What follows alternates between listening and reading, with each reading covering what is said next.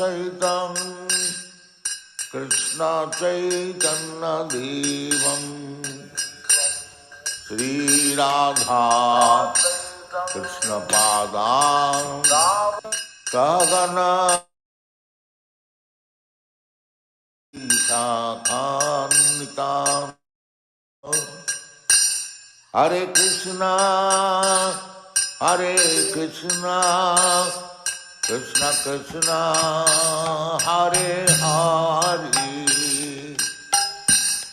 Hare Rama Hare Rama Rama Rama Hare Hare Hare Krishna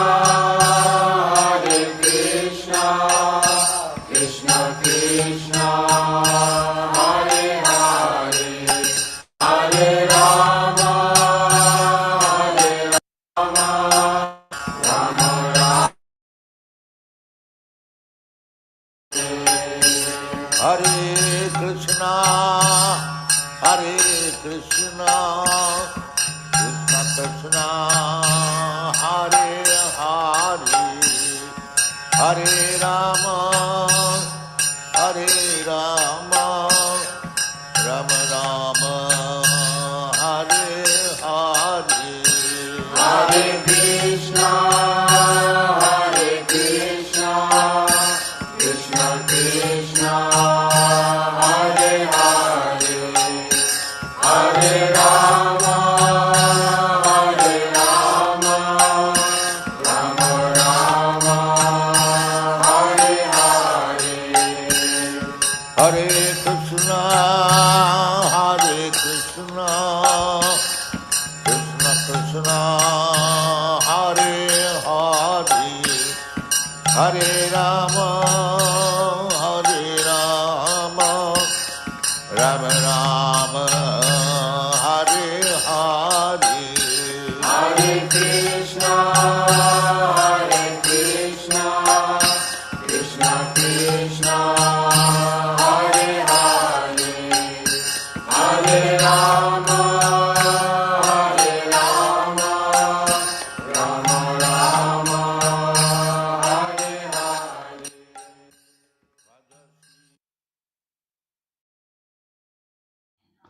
Hare Hare Hare Krishna, Krishna Krishna, Hare Hare, Hare Ram, Ram Ram, Hare Hare. Hare Krishna, we welcome everyone for today's Bhagavad Gita session, which is part of our Bhakti Shastri class. We are going to start our discussion from the 9th chapter of Bhagavad Gita. One second. Yeah. And all right. So we'll offer prayers together and then we'll proceed with the discussion. Om Ajnanatirmirandasya Jnananjana Shalakaya Chakshuran Militam Yena Tasmai Shri Gurave Namaha Namo Vishnupadaya Krishna Prishtaya Bhutale Shrimati Bhakti Vedanta Swami Niti Namine Namaste Saraswate Deve Gauravani Pracharine Nirvishesha Shunyavadi Pashyata Deshatarine Jai Shri Krishna Chaitanya Prabhu Nityananda Shri Advaita Gadadhar Srivasadi Go Bhaktivinoda Hare Krishna Krishna Krishna Hare Hare Hare Ram Ram Ram Hare Hare Hare Krishna. So, welcome everyone for today's discussion. Let me just start with the presentation. All right. And one quick second. Let me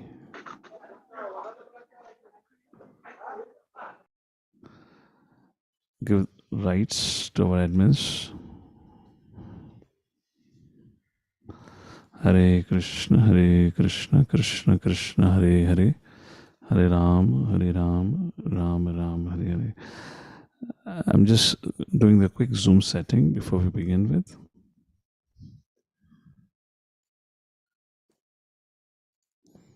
All right.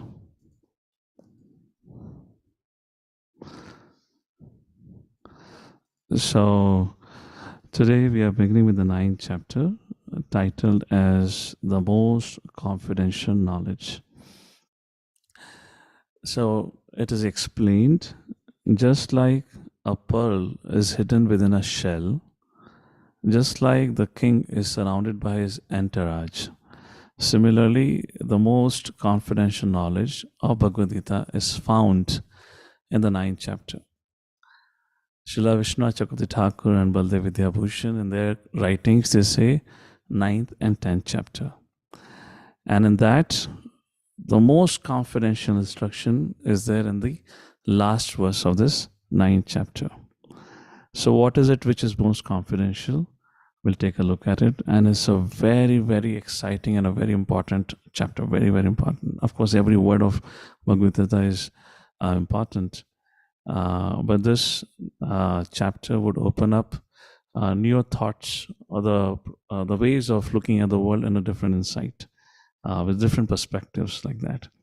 So here, the three things, if you want to quickly say about what this chapter teaches us, titled as the most confidential knowledge, three things are explained here through this chapter.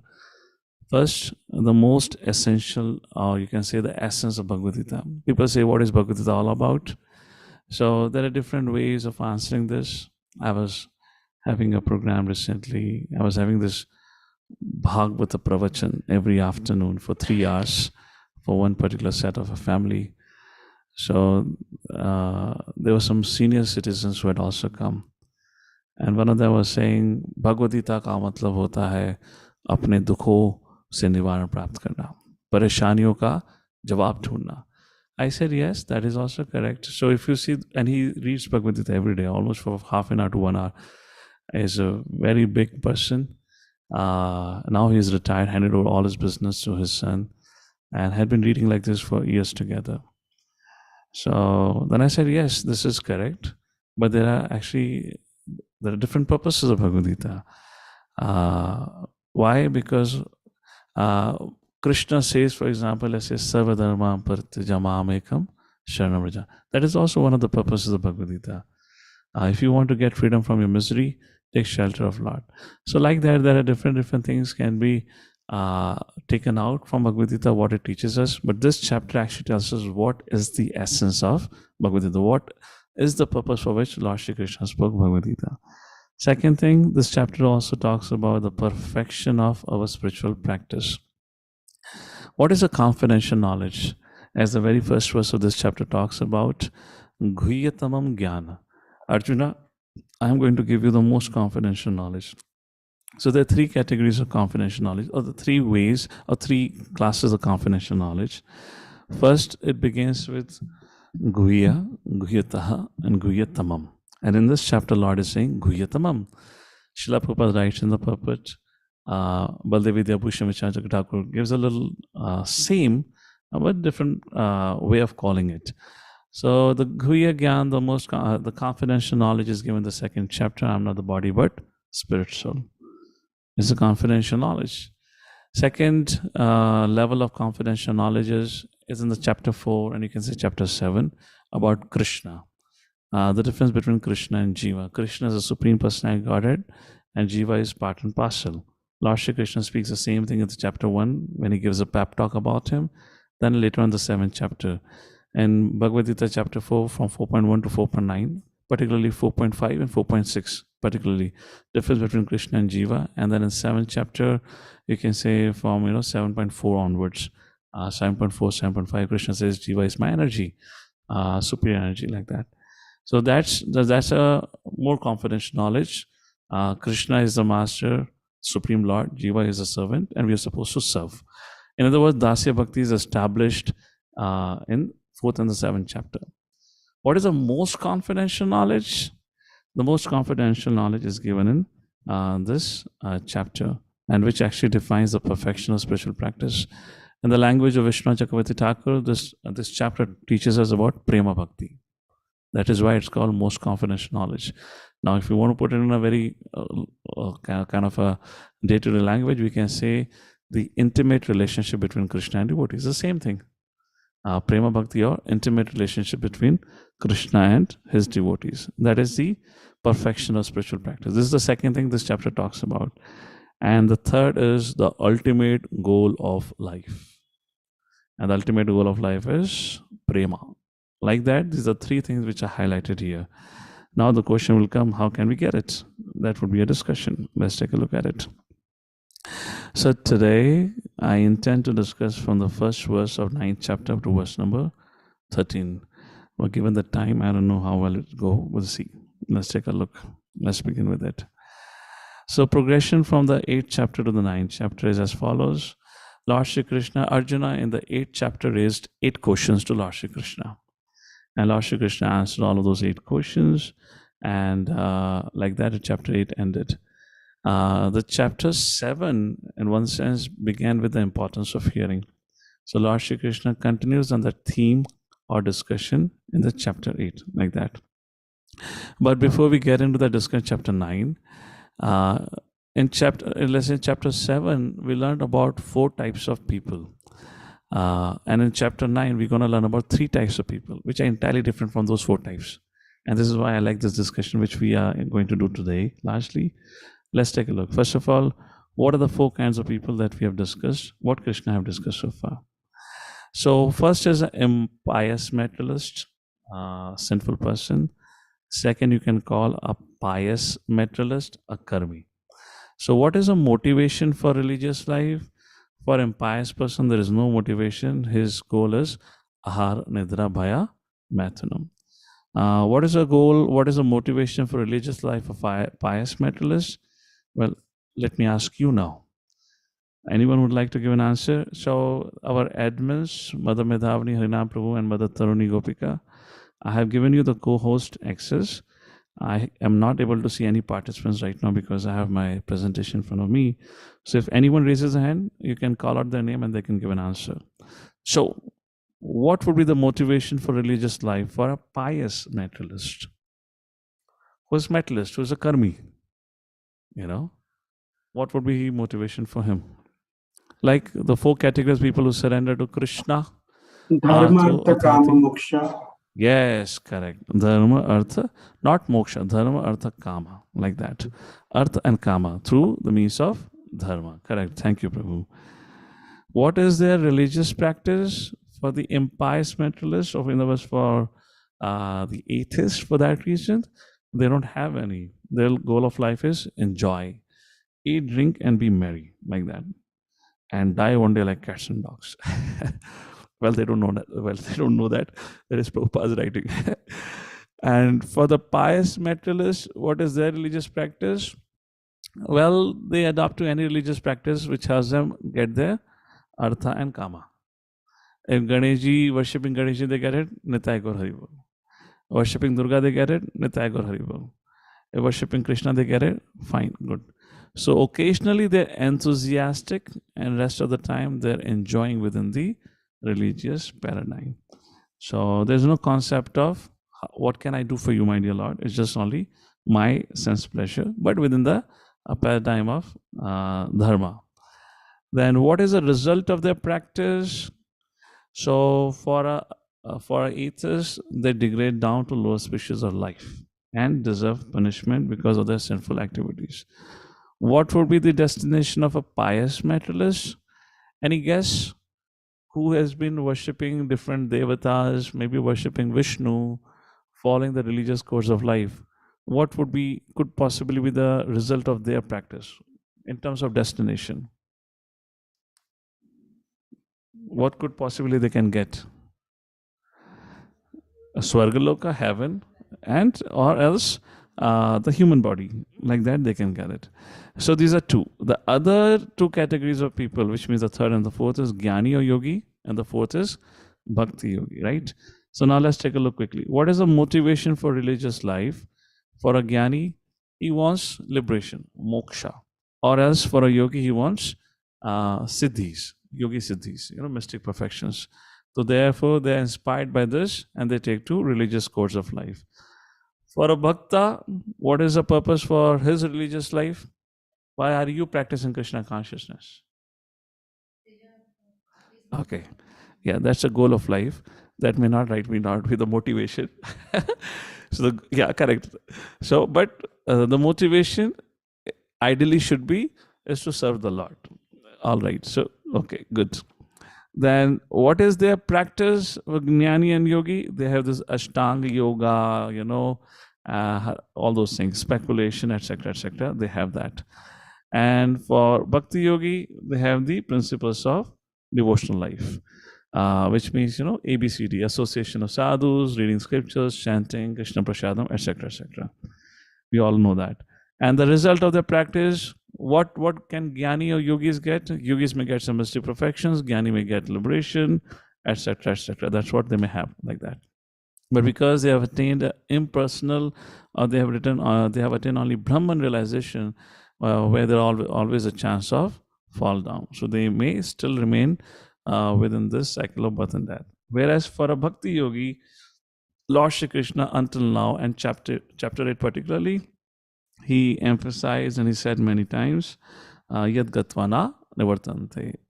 The Lord personally arranges to take them back home, back to Godhead, to join him in Nitya Leela. So this was a quick recap of the 4 categories of people, largely has been discussed by Lord Shri Krishna here. So 7.15 and 7.16, if I'm correct, right?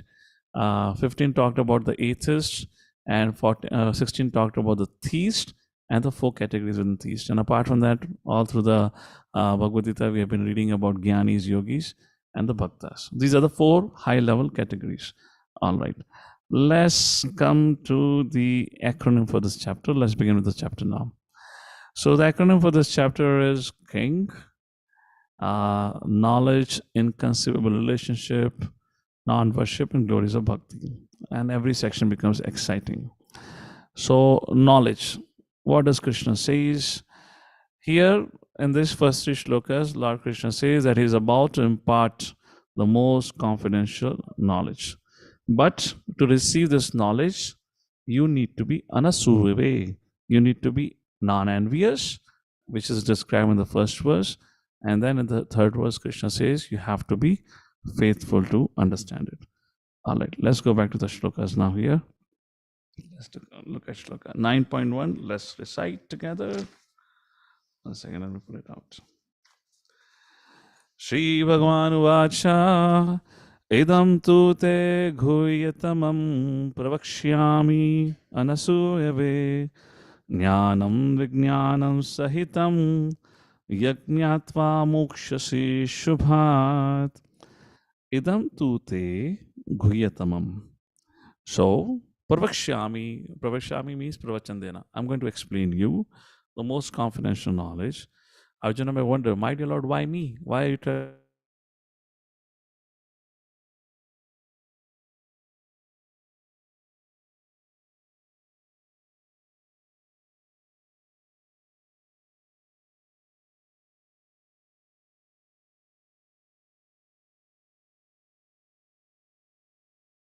Prabhu, your screen has got frozen. Cannot hear you.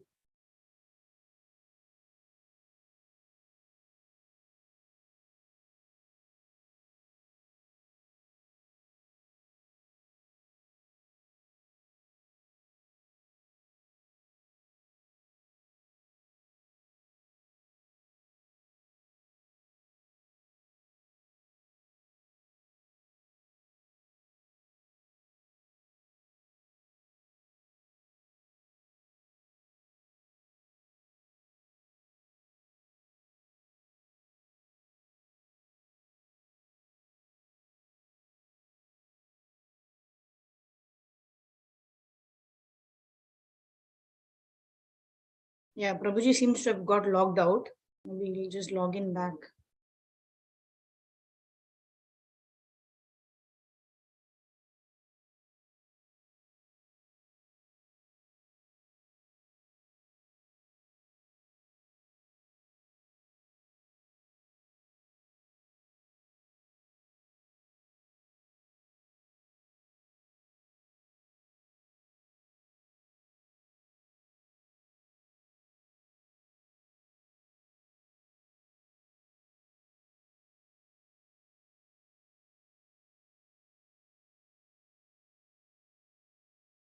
Krishna, Krishna, Krishna, Hare Hare, Hare Ram, Ram Ram, Hare Hare. रुकावट के लिए खेद है, दूरदर्शन का प्रसारण line disconnect होने के कारण बंद हो गया था. अब आई डोंट नो अब ये कौन से इंटरनेट पे चल रहा है, पर कहीं तो चल रहा है. So anyways, I've kept my mobile hotspot also on now. So if not, 1 second, please. So 1 second. ठीक है. Hare Krishna. Metro line की जय. Okay, what we're talking about? Jnana vijnana sahitam yajnata mokshasi ashubhat. Like that, you'll be freed from all the suffering. Let's read the first paragraph of the puppet. And let me call out the name. Who can read out the puppet? If in case I can see. So, who we have here? Giridhari Gopinath Prabhu. I'm largely going to pick up all those whose cameras are off today, just to see if they're really there and they're busy doing their household chores or something. Who is there? Pallavi Bhandre, Mrs. Telok, Jodham. There are so many people whose cameras are not on. Okay. Rishikesh Pankaj, Srinivasulu Pula, Srinivas Prabhu, Shivan Priya, Arun. Okay, but admin can take note of it, huh? Despite me calling the name, they're not switching on the camera, so they're mostly not there. Okay. Yes, Rati Manjari, Mother Rati Manjari, go ahead, read the translation. Hare Krishna. So, those who are not able to switch on their camera, you have to compulsory make sure that you read out to participate so I know you are there. Okay. Many have taken part in this Bhakti Shastri. Please trust me, getting a Bhakti Shastri degree is very easy because you can write an exam and exam paper is already out like that. Mother Medavani, note this onwards. Huh? We'll see if devotees are participating or not, particularly those who are not able to keep their cameras on. This is where we're going to give, because those who are able to keep the cameras on, I can see them regularly. I don't know, suddenly during the exam time when they turn on their camera, I see, "Arey, mere batch ka hai, kisi aur ka batch ka hai?" I haven't seen him for the last 6 months. Suddenly he comes switch on the camera. Then I have to figure it out. Which batch is he? Is he from my batch and all that? So that's the point. Okay. And by the way, there should not be any excuse for you when the timings are fixed for the class to be traveling somewhere, etc., etc. You are supposed to take out a time. Otherwise, please consider yourself to be absent for this. This is not how you study. This is not how Srila Prabhupada wanted us to study his books. Not that while cooking you do and get a Bhakti Shastri degree, not that you plan. So if in case there is an emergency that is definitely attended to, you have to send me a message or to the admin. So the admin would not mark you absent. Mother Medavani, we're going to be super strict now. I've been lenient about this. Let's say everyone notify Mother Medavani, because at my side it'll be delayed communication. So if you're not gonna able to keep the cameras on like that, there is an emergency because of which you're not able to do it, you have to explain. And I'll collect a report from her or Harinam Prabhu for that reason. Or else, Haribol, I'm really gonna drop you out from the Bhakti Shastri, because I don't want to say that I was your teacher, but you have learned nothing out of Bhakti Shastri. Then it shows what teacher would have been. All right. And I would say that's a little bit of cheating. We're not really serving Prabhupada properly by not studying his books. Yes, Mother Rati Manjari, go ahead. Please read the first part of the paragraph. Hare Krishna. Prabhuji, please accept my humble obeisances. purport of 9.1, the most confidential knowledge. As you want me to read the second paragraph, Prabhuji? First paragraph. Yes. As a devotee hears more and more about the Supreme Lord, he becomes enlightened. This hearing process is recommended in the Srimad Bhagavatam. The messages of the Supreme Personality of Godhead are full of potencies, and these potencies can be realized in topics regarding the Supreme Godhead are discussed amongst devotees. This cannot be achieved by the association of mental speculators or academic scholars, for it is realized knowledge. Hare Krishna. Quickly on the slide deck. So, the most confidential knowledge. What is a qualification to receive it? Anasuya way, freedom from envy. What is a means to receive it? Krishna says, Pravakshyami, hear from me, proper hearing. And what are the benefits? Three things this verse talks about.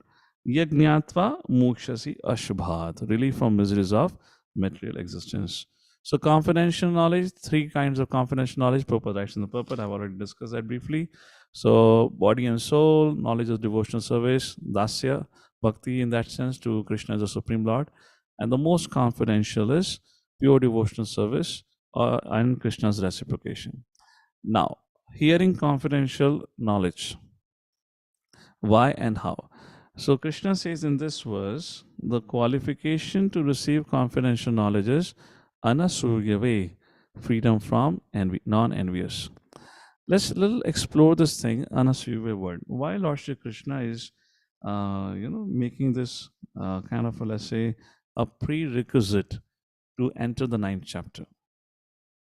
Now, if you, for example, let's go back to the 4th chapter. If you go back to the 4th chapter, let's read what Krishna says in 4.3. 4.1, Krishna gives the lineage of the parampara of this knowledge. And then in 4.2, Krishna says, once upon a time in the history, the knowledge was broken, the chain was broken. Sakala neyamahata yogunashta parantapaha. And then Arjuna wonders, my dear Lord, why are you telling me all this thing? Krishna says in 3rd verse, 4th chapter, verse number 3. Sa evayam mayate adhya yoga prokta puratana. This knowledge of yoga prokta, I'm speaking to you, puratana, which is the oldest, is once again established. How? Bhaktasi me sakha cheti rahasyam ye taduttam. Rahasyam. So here in the 9th chapter, Krishna says, Guhyatamam, the most confidential knowledge. As I said, 4th chapter also talks about the confidential knowledge. So Krishna says, I'm giving you confidential knowledge in the 4th chapter.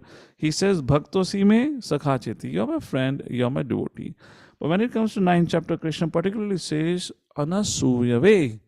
You are non-envious of me. Only then you can understand this. I'm intentionally emphasizing this because it plays such an important role. To give you an example, so that you'll understand, then we'll discuss on this envy aspect. Srila Vishnu Chakravarti Thakur, while describing the 9th chapter, he says, here Lord Shri Krishna talks about 3 categories of men according to their devotional qualifications. Which means, now I'm not talking about Kanishtadhikari, Madhyamadhikari, Uttamadhikari. That classification is based on the basis of faith and knowledge. Here now the men have been categorized according to their envy. According to their envy. In other words, according to devotional qualification. Now, you might find it surprising. We'll see that from 11th verse onward, the discussion will come. For this time being, let me ask this, let's discuss the word envy. Or why would Krishna say, because you're non-envious of me? For example, imagine if Krishna would have to speak about his, so what's going to happen in the 9th chapter? Krishna is going to speak about his opulences to establish dasya bhakti. In other words, for a devotee to become fixed in serving the Lord, there has to be awe and reverence. We need to know how great Krishna is. So Krishna is going to speak about his inconceivable opulences and to establish his greatness. Now, if Krishna would have to speak about this subject matter to Duryodhan, do you believe Duryodhan would have believed it? Not possible. So what does envy does? Why Krishna is saying only a non-envious person can understand that? What's the problem with envy? If somebody is envious, how it limits the individual's ability to comprehend the truth. Any thoughts or to understand the message? Why this non-enviousness has been particularly specified by Lord Shri Krishna here. There are 3 hands up. Is it for reading or answer? You can load on your hands then. Why Krishna is saying non-envy? Okay, Mother Rati Manjri, your hand is up. Go ahead. Let's hear from you first. Krishna, Prabhuji, is it because the person who's envious is in competition with the Lord and cannot accept serving the Lord, basically? You have to be a servitor of the Lord. Correct. That's correct. Let's just talk about envy. How does envy limits our ability to understand the other person? It's an anartha, Prabhuji. So when you have anarthas in the heart, which is impure, you cannot realize the Lord. No, we are not talking about realizing Krishna now. I'm talking even as relationship, even between us. There won't be a sweet relationship. It will be a bitter relationship. Okay, that's okay. That's all right. So, all right, let's come to this. So, what does envy does? It covers our intelligence. So much so that we cannot accept that someone else is greater than I. Like Duryodhan, he could not accept Krishna to be a supreme personality Godhead. When he was told, when Krishna had come as a peacemaker, a peace messenger, when he was told, Duryodhan, this is Krishna. When he thought, if Krishna would try to talk to my father in the assembly that how we should give the kingdom or the 5 villages, I would arrest him. The people say, are you crazy? How can you do so? It's over. Others told him, he's supreme personality. He said, no, what supreme personality? He's like us. I'll show you. He's no more. He's just a simple mystic. He's a mystic. He knows some mystics. He has some mysticity. I'll capture him like that. So in a state of envy, it makes us feel that all the glorification, all the honor, all the respect should be given to us. Example is Shishupal. What was the situation Shishupal? Rajasuya Yagya was happening. At the end of it, now the honor has to be given to the most senior person in the assembly. Just like Advaita Charya did with Haridas Thakur. That's an incident in itself. But here, Yudhishthira Maharaj got up and he requested Bhishma Pitama to select the person because Bhishma Pitama was the senior most person. And Bhishma Pitama selected somebody who's literally half of his age, Krishna. It is said Bhishma Pitama was more than 190 years old at the time of battlefield of Kurukshetra, which according to me is little less. He should be still more than that, because there's 3 generations have passed. Let's imagine 190 years old nonetheless, and Krishna was 89 years old. So now Bhishma Pitama, who have seen 3 generations pass by, and he gets up to give the honor, the highest honor, to somebody who is half his age, and says Krishna deserves the honor because Krishna is a supreme personality Godhead. And somebody just could not tolerate that, and that was Shishupal. He said, you old guy, you're gone crazy. You lost the stability of mind. How can you say this Krishna to be supreme personality of Godhead, or he deserves the honor, etc., etc.? Now here Bhimsen gets up. He says, you rascal, how dare you say like this? Yudhishthira became upset. Arjuna became upset. Nakul Sahadeva became upset. So many people became upset. So many kings became upset with Shishupal's behavior. Everyone's telling it, ask for forgiveness. You've committed aparadh. What are you talking about it? Everyone is telling him, yet he cannot understand that. That is the nature of envy. Envy limits our ability to comprehend the greatness of other. In other words, it is the last in the 6 anarthas, which is very, very difficult to give up. Very difficult to give up. I might have asked all of you, maybe not, if I can ask you, what is the first snare? Prabhupada writes many places, the first snare for a devotee. And then Prabhupada says the last snare for a devotee is, or for an individual. The first snare, the Maya's attraction is, what is first Maya's allurement? Yes, Maidhani. Mother Maidhani, go ahead. Prabhu, is it lust? No, the first snare. What is the first attraction, allurement of Maya? That I can become Krishna. I can become Krishna. That's the reason we descend to this, or we come to this material world. What is the last snare of Maya? Yes, I am Krishna. The last snare is I am Krishna. Prabhupada writes many places in the purports. And that's where this whole impersonalistic idea comes into picture, merging into the Lord. I am Krishna, I merge in him, I become one with Krishna, like that. So this last snare, you have given up your ego, you've given your lust, you've given anger, pride, whatnot. It is because of envy.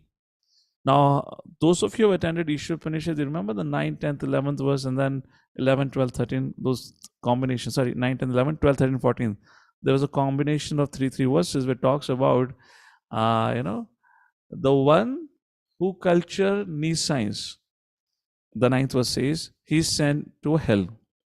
But the one who culture knowledge, he is sent to a more greater hell.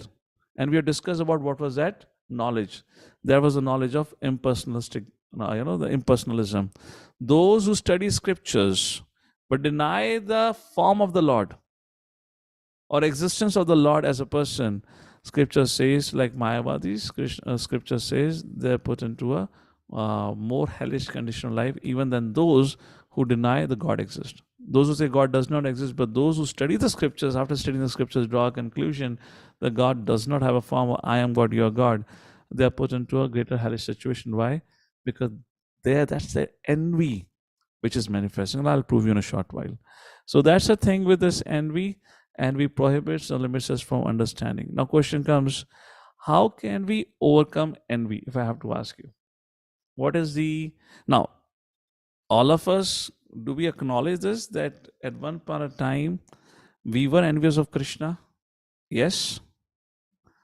So I'm not going to ask about our current situation. That I'll ask you at the end of the session. But, this is something to reflect on. I'm not saying we are envy that way, but that traces of envy still remains. Okay. Now, how did we overcome that envy? How did we overcome that envy? Or how are we overcoming that envy, if I have to ask that question? Yes, Mother Kamalika. Seva. But how can you serve when you are already envious? Okay, surrender. Surrender to whom? Surrender to whom? How would you surrender if you're envious of somebody? See, we all, how many of you agree? Okay, let me ask this question. So we are on the same page. I'm going to give you it's the same concept, but I'm bringing the different perspective to it. How many of you acknowledge this fact that we were envious of Krishna? We understand this. Raise your hand. आप ये मत बोलो गलती से भगवान ने मुझे भेज दिया यहाँ पे. मैं तो कभी द्वेष करता ही नहीं था. अच्छा खासा मैं बैठा था वैकुंठ में. So we came to this world. The evidence we are envious of Krishna. No doubt about it. 200%. That is clear. I hope nobody has a doubt on that. Now, how did all of us overcome that envy towards Krishna? Because now we are chanting the holy names of the Lord. We are studying Bhagavad Gita. We are hearing about Him. How did? So with the help of those who are non-envious. So what do you mean by that? What's a principle? Yes, Vaikuntapati Prabhu. Prabhuji, not audible? I think, yeah, audible now. Audible now? Okay. Yeah. I think by following the Guru's instructions. By following the Guru's instructions. So I was talking about a principle, and you're correct. And that is where Krishna says, we can only get rid of freedom from envy only when we serve his devotee. That's where 4th chapter, verse number 34 comes. Tadvidhi pranipatena pariprashnena sevya updeshanti te gnanam gnanena tattvadarshana. Wait, my statement is not complete now. There's another thing. Now, you all are Bhakti Shastri students, you should get this straight. All those who speak about Ritvikism are nothing but pure envy. Yeah. Now, let me justify the statement now. Now, when Krishna says tadvidi pranipatena pariprashnena sevaya, that means to sit at the feet of Guru, make an inquiry. How? A submissive inquiry. To whom can you make it? To a living Guru. To whom to make it? You can make it to a living Guru. Now, those who do not want to make that humble, or those who do not want to get into that position, now what does it mean? When you approach, what is the meaning of Guru? If you take Guru means heavy, Guru means somebody who corrects you for your mistake. So we don't want correction. We don't want inquiry, because okay, let me ask this way. How many of you had a situation where you were a little confused about what you should do in your life? And you had access to your mentor or your Guru, but you were really afraid. If I ask him or her and they tell me other way around, I'll be in trouble. Better I don't ask. How many of you had that situation? Let me do what I want to do it. It was too risky to ask, because if I ask and they say do that something else, which I don't want to do it, I will be in real trouble. Yes or no? We all have been in that situation. So this whole idea of a living guru is what Krishna have established. To say that the greatest proponent of Bhagavad Gita, His Divine Grace A.C. Bhaktivedanta Swami Srila Prabhupada, would say that now there is no need for living guru, is entirely contradictory. Somebody who has written scriptures for 10,000 years to come, and now he would say that there is no need for a living guru. Now for the time to come, the parampara ends at me. There cannot be any living guru. How is it possible? It is only possible, or this whole conception or concoction can only rise where our envy is building up. We don't want to fix it. We don't want to take a shelter and get purified. So that's the point. I'll come back to you, Vekanpati Prabhu. I'll just come back. We'll take a little forward here to question here. So how do we fix the envy? By taking shelter of a bona fide guru. That's the process. And the process is Bhakti Yoga. Adau Shraddha ta Sadhu Sangha Bhajana Kriya. And if you a little bit reflect on the subject matter, you'll see how we have gone through our own process of purification. You experience the process of purification. Okay, let me ask this question. How many of you, when you came right in the beginning of Krishna consciousness, you felt, these fellows do too much Krishna, Krishna? Can't they speak anything about else? How many of you had that experience? Raise your hand. Or you read Prabhupada's book. All right, sir, I understood Krishna. Why have you had to write 10 times Krishna, Krishna, Krishna? We all that. Now you tell me, the whole day you will be in a kirtan. We're having kirtan mela in our temple now, And a whole day devotees are chanting and you can sit and attend kirtan the whole day. You're in ecstasy. So how did that fixing of envy happen? It happened because of taking a shelter of bona fide guru, as Krishna says. I'm not saying that. That's the point Krishna establishes. All right. Okay, let's come forward to that. What is the next point I want to make in this? 1 second. So how to fix it? By taking shelter of bona fide guru, by in the association of devotees, etc., like that. We talked about it. So faith is the another prerequisite that Krishna speaks about. So for that, let's go to the third verse, and then I'll come back to the second verse. In third verse, Krishna says, so actually, what is happening in the third verse? Okay, let me go actually sequentially. I'll break the momentum there. So this is the first verse. I'll come back to the faith requirement in a short while. So the first prerequisite is freedom from envy. All right. This I'll move forward. Now, Lord Shri Krishna talks about the glories of this knowledge in text number 2. Let's take a look at it. Very, very beautiful verse. Rajavidya Rajagoyam Pavitram Vidamuttamam Pratyakshvagamam Dharmyam Susukhum Kartam Avyayam. Anyone would like to read the translation? Please go ahead. Madanjana, go ahead quickly. Krishna Prabhuji. This knowledge is the king of education, the most sacred of all secrets. It is the purest knowledge, and because it gives direct perception of the self by realization, it is the perfection of religion. It is everlasting and it is joyfully performed. Hare Krishna. So Rajavidya, Krishna says, there are 7 features of this knowledge Krishna explains. First, Rajavidya, this is the king of knowledge. Rajaguyam, the most confidential knowledge. Pavitram, the purest. Uttamam, the best. In other words, Uttama means beyond this material contamination, transcendental. Pratyakshva gamam dharmyam. The process itself, of the knowledge itself, is to give you direct experience of the self and of the Lord. Susukhum, very blissful. You become blissful. Kartum avvayam, and avvayam means everlasting, imperishable. These are the qualities of this knowledge. I'll give you the summary of it. Prabhupada purpose, you can read out at leisure. So Raj Vidya, it is king of all knowledge. Why? Because it is the essence of all the doctrines and philosophies explained before. Just like Lord Shri Krishna in 15th chapter says, right? Vedaischa sarve aham eva vedyo vedanta krit vedavid eva cham. The Vedic knowledge has come from me, and the purpose of Vedic knowledge is to know me. And Bhagavad Gita is that one text which actually really tells us who Krishna is. In that sense, this is the essence of the complete Vedic knowledge, like that. And then Prabhupada goes different philosophers like Gautama, Kannada, Kapila, etc., etc. There are many different philosophers, and finally there is Vyasadeva, who is the author of Vedanta Sutra, like that. Rajguyam, we've already talked about Rajguyam, how this is the most confidential. Then comes Pavitram Idam Uttamam. So Srila Prabhupada as well as our acharyas write, Pavitram Idam Uttamam means Pavitra means just like, you wake up in the morning, you take a fresh water bath, it means you become pure now. This is becoming pure. So that's an external purity. But what about the purity of the mind, purity of the consciousness? So one level of purity means getting rid of sinful reactions, so that we don't get that results of our past impiety.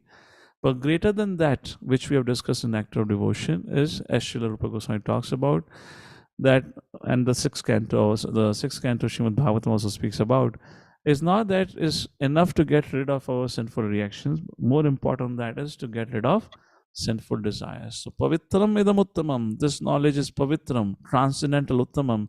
Why? Because it frees us from our sinful desires. Like it is mentioned, sinful reactions, 4 stages, Kutam, Bijam, and all that from Nectar of Devotion. So it frees us entirely from that. And the verses like this, which is quoted, we have read this in Nectar of Devotion also. Aprarabdha phalam papam kutam bijam phalanmukham kramaneva praliyante Vishnu bhakti ratatmanam. Anyone like to read it? Please read out. Or any of the admins can read it. Be quick with that. Hare Krishna. Hare Krishna, Prabhuji. Please go ahead. Since in the form of aprarabdha, kuta, bij, and prarabdha, aprarabdha karmas are those which will not give effects in this lifetime. They are the results of actions from previous lifetimes, which will manifest in future lifetimes. Prarabdha karmas or phal unmukh karmas are those karmas which will manifest in this lifetime as enjoyment or suffering arising from previous acts of punya or pap. Kut and Bij are 2 stages between the totally unmessed prarabdha and manifest prarabdha karmas. Are gradually destroyed for the person engaged in bhakti to Vishnu. So Kramaneva, we have discussed this, so I'll not go in elaboration of it, but in essence, which means here, first thing it means Pavitra Uttamam, it sets our sinful desires on fire. It destroys that. Now, how does it set us free? Kramaneva. Kramaneva means gradually.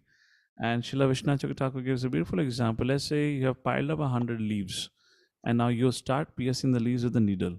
So, gradually with the time, the needle enters all through the leaves and pierces it.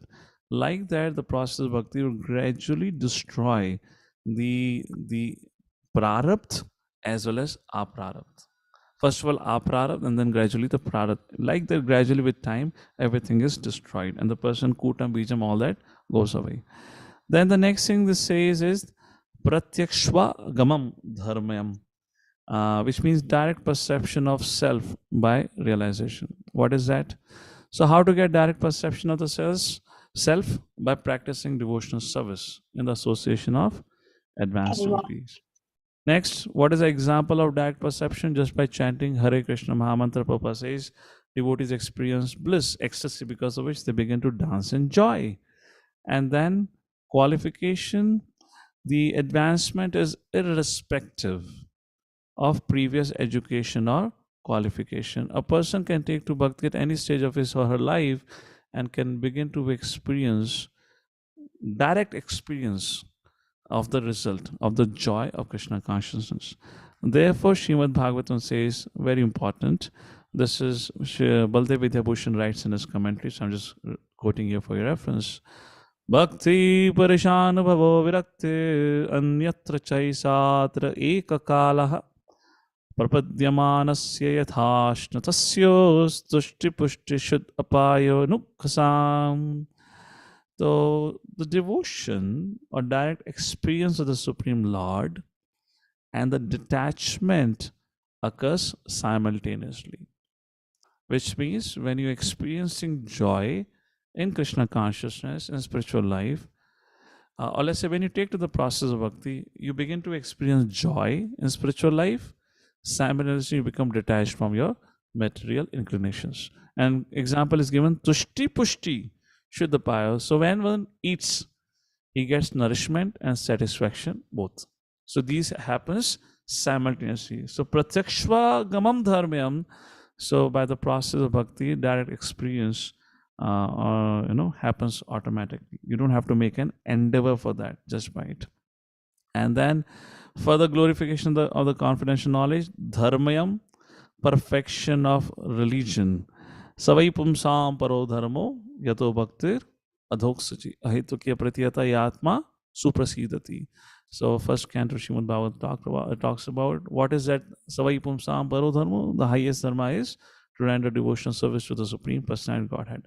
Sukham, blissful, positive engagement for the senses. Unlike the path of Jnani or the yogi, where they have to forcefully refrain their senses, take to the severe path of austerity, penances, etc., etc. Whereas in Krishna consciousness, we engage our senses in positive means. Like we like to hear a nice music, so there's melodious kirtans. We like to eat, then you can eat delicious Krishna prasadam. Like that, it becomes susukham, blissful. Avyam, eternally everlasting, like that. It means this whole experience never ends. Now, for Mayavadis, their goal of life is to merge in Brahman and get to the Shanti platform. Now, Shanti is the end of it. But for a devotee, happiness, the experience of happiness keeps on increasing. It never ends. Therefore, Krishna says, Avyam, eternally everlasting. It just keeps on increasing like that. And Dharmayam, perfection of religion. How it is Dharmayam, perfection? I just make this point and move on. Narad Muni says a beautiful verse. Yatha taramul nischanena tarpyanti taskanda bujopashakaha प्राणोपहारश्च यतेन्द्रियाणां तथैव सर्वारणमच्युते. When you water the root of the tree, the whole tree is nourished. Similarly, when you serve Krishna, everyone is pleased. So that is the perfection of dharma. Unlike karma, jnana, other processes, bhakti nonetheless is very easy to perform. We already spoke about it.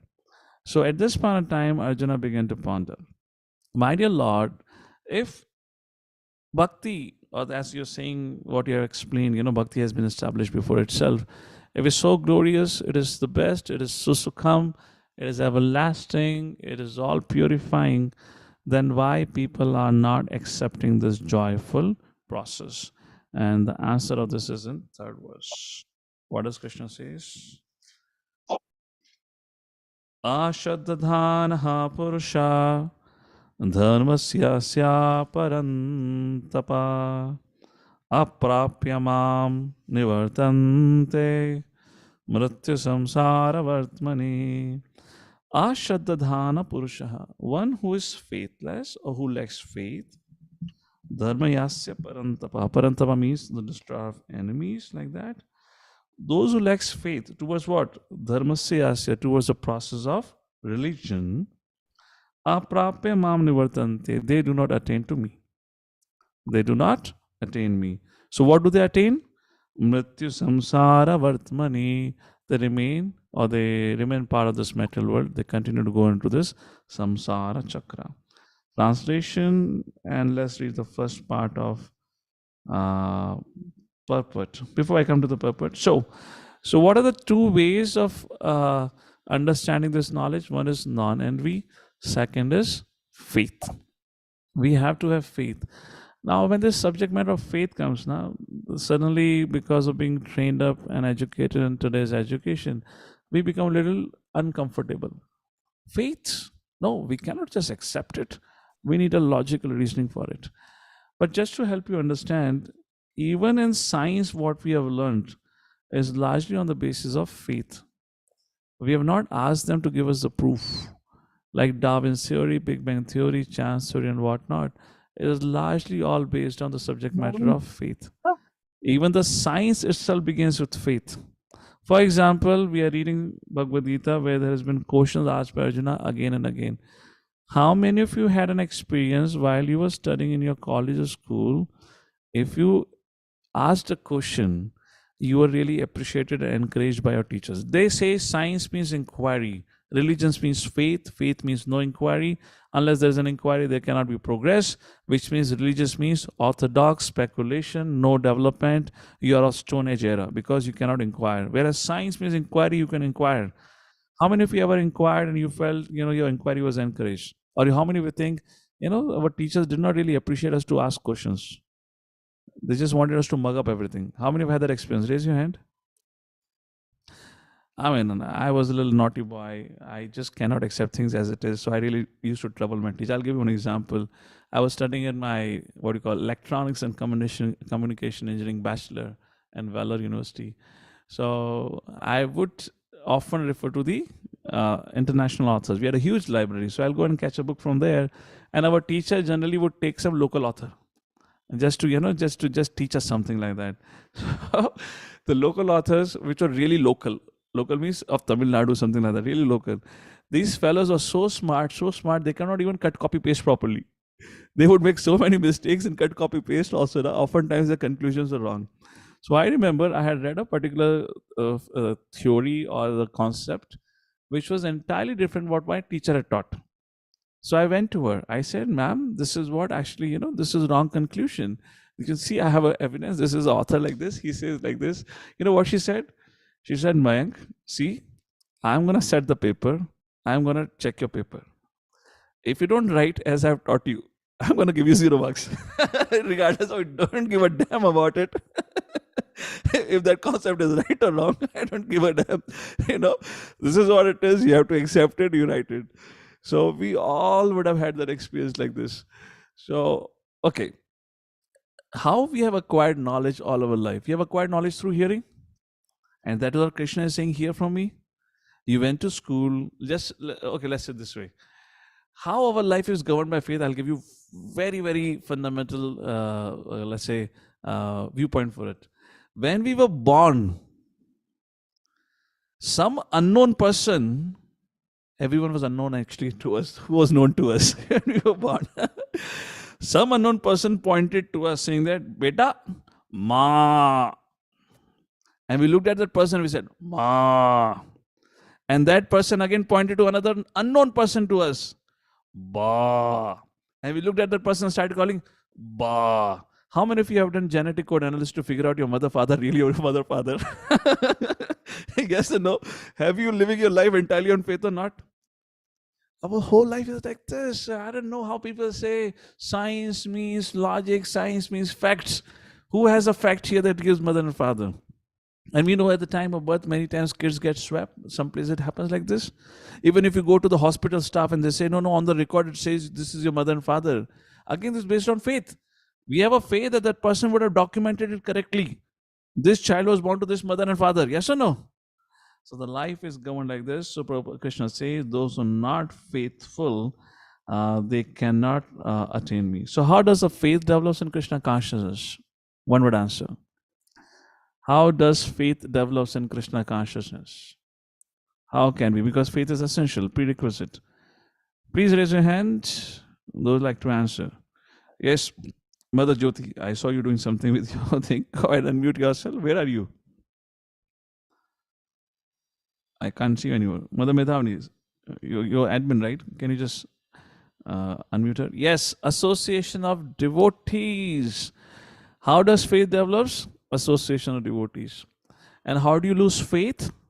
Also through association of devotees. I'll tell you now. Okay, I'm making a point here. We can have an open discussion on this. So how do you gain faith? You gain faith through association of devotees. And how do you lose faith?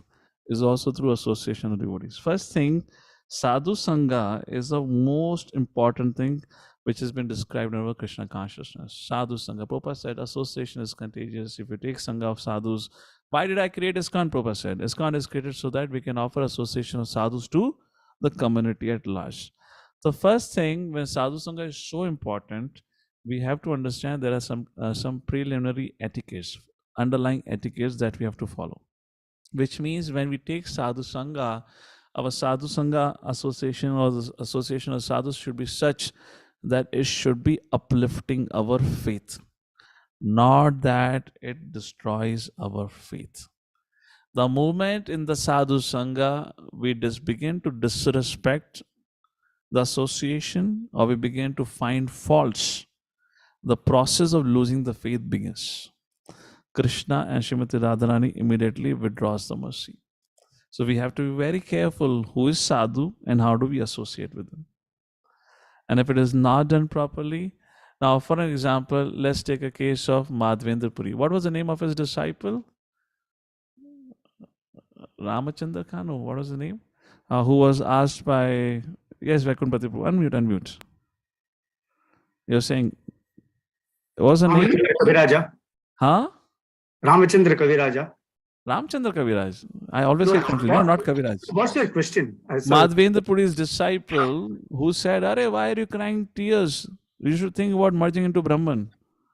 Oh, that is that. Yes, Mother Chintamani. I always get confused with the name because they're Ramchandra Khan, Ramchandra Puri. Not Ishwarapuri. Mother Chintamani? Ma- Unmute. Okay. You can unmute now. Ramchandra Puri. Ramchandra Puri. Ramchandra Puri is the answer. Correct. Ramchandra Kaviraj is Narottam Das Thakur's friend. Yes, yes. Ramchandra Correct, Khan. correct. Ramchandra Ramchandra. Puri is the one. Now imagine Ramchandra Puri was very much a sadhu. You know, so in that somebody would have to, his spiritual master told him, get lost from here. You go away. So two things. First of all, we should have proper etiquette. Secondly, we should understand who is a sadhu. Because the same association can make us, the same association can break us. So we have to be careful about it. All right, from here, third verse onwards, this ends. And now the discussion comes where Arjuna begins to ponder. And what did he thought about it? No, this happens. No, not Arjuna ponders. Now, Lord Shri Krishna begins to speak. And in this section, Krishna begins to impart knowledge of his inconceivable relationship with the universe and all the living entities. And why Lord Shri Krishna is speaking about it? This is a very difficult section. We got to be really attentive to it because it's highly technical. And because Krishna already says it is inconceivable, so be assured there's some of the things that you're not really going to comprehend it. So what is the application? Why Lord Shri Krishna is speaking on this section is, this knowledge gives an indication of the character, greatness, and capacity of the Lord. And this section of this set of verses also exposes our inability to comprehend such subject matters through mundane logic and reason. So how can you understand something which is beyond your sense perception? What is the answer? How can you understand something which is beyond your sense perception? By faith. Only faith. Therefore, in the third verse, Krishna says, faith. Those who do not have the faith cannot attain me. So, which is beyond sense perception has to be accepted only on the basis of faith. And what is the subject matter? Let's take a look. We'll go to the verses here. Text number 4. Please pay attention to the Sanskrit. Maya tatam idam sarvam. Maya tatam idam sarvam. I'm pervading everything. I'm all present. To give an example, how when Krishna says I'm all pervading is like ether. Ether is outside of us, ether is inside of us. Ether means space between molecules, ether means space, right? Krishna says I'm pervading everywhere. How? Jagat avyakta murtina. I'm pervading this whole universe, this whole creation. Avyakta murtina. Not vyakta. Vyakta means which you can see. Avyakta, which you cannot see. Clear? Masthani sarva bhutani. Every living entity is residing in whom? In me. Masthani sarva bhutani, in me. Nachahum te shavastitaha. But nachaham te shavastita. But avastita. I am not situated in them. I mean, how do you reconcile? Krishna says every living entity is in me. But he says, I am not in them. So by me in my manifested form, this entire universe is pervaded. All beings are in me, but I am not in them. So this itself is a little contradictory. And Prabhupada gives a beautiful example to help us understand that how Krishna, or how everyone is situated within Krishna, but Krishna is not within everyone. Please read the second paragraph of the purport, where Prabhupada gives an example of how king, without the presence of the king, there is no question of law and order. Yet the king is not personally present to maintain the law and order of every citizen. He functions through his energies. Madan Sundar, go ahead, read out. You have to unmute and mute for the online participants. करना चलेगा? Yeah. Yet one should not conclude that because he is spread all over, he has lost his personal existence. To refute such an argument, the Lord says, I am everywhere and everything is in me, but still I am aloof. For example, a king heads a government, which is but the manifestation of the king's energy. The different governmental departments are nothing but the energies of the king, and each department is resting on the king's power. But still, one cannot expect the king to be present in every department personally. That is a crude example. Similarly, all the manifestations that we see and everything that exists, both in this material world and in the spiritual world, are resting on the energy of the Supreme Personality of Godhead. The creation takes place by the diffusion of his different energies. And as stated in the Bhagavad Gita, Vistabhyayam, Idam Krishnam. He is everywhere present by his personal representation, the diffusion of his different energies. So, am I audible, by the way?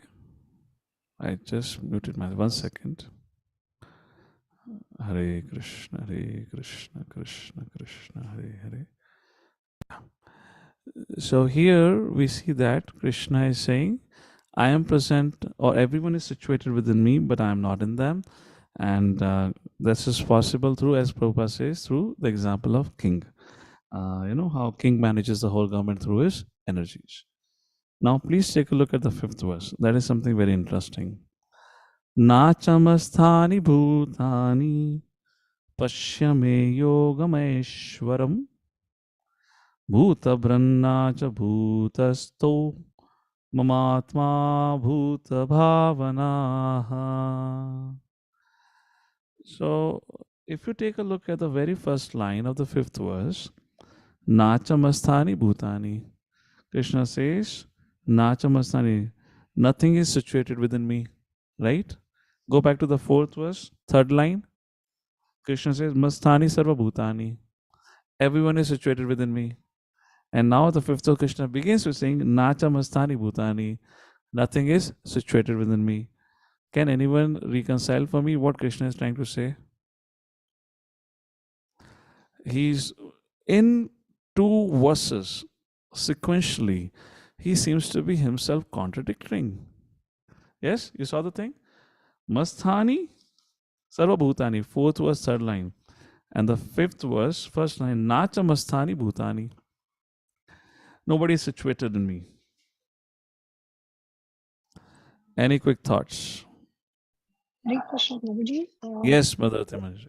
It's because he is transcendental and has no material, nothing to do with the material contamination. So Okay, he, although very has nice. manifested all the energies, and we are part and parcel of the Lord. So the creation is also part and parcel of the Lord. Okay, but I mean, how can you say you are in me, you are not in me? Because he is not directly involved in the material creation. So See, through his that is something energies, he different when involved. Krishna says, Nachaham te shavastitaha. I am not situated in them. When Krishna says, Masthani Saru, every living entity is resting on me. And then the 5th verse, 1st line, Krishna says, Nacha Masthani Bhutani, nobody is resting on me. The only answer is given in the 2nd line of the 5th verse. His nature Pashyami is Yogam Aishwaram. concerned with the Pay maintenance and attention to that. sustenance. So Krishna is saying, Pashyami Yogam Aishwaram. Arjuna beholds my mystic opulence. This is my glory. Everything rests on me, but nothing rests on me. This is why it is said to be Achantya Bhed Abhed Tattva. So the foundation of that Achantya Bhed Abhed Tattva is where you can find in these 2 verses. Because it seems apparently contradictory. So, as I said, these set of verses explain the glories of the Lord and also teaches us about our incapability or inability to understand in entirely. And then Krishna says, Bhuta Branna cha bhutasto mamatma bhuta bhavana. I am the maintainer of all living entities, although I'm everywhere. I am not part of this cosmic manifestation. For myself is the very source of creation. What does Krishna mean by this? He said, although everything is resting on him, he's aloof, which means he is detached from this creation. That's the point. And to give an example, I will make this point ahead. To help Arjuna understand this, Lord Shri Krishna himself speaks the verse number 6.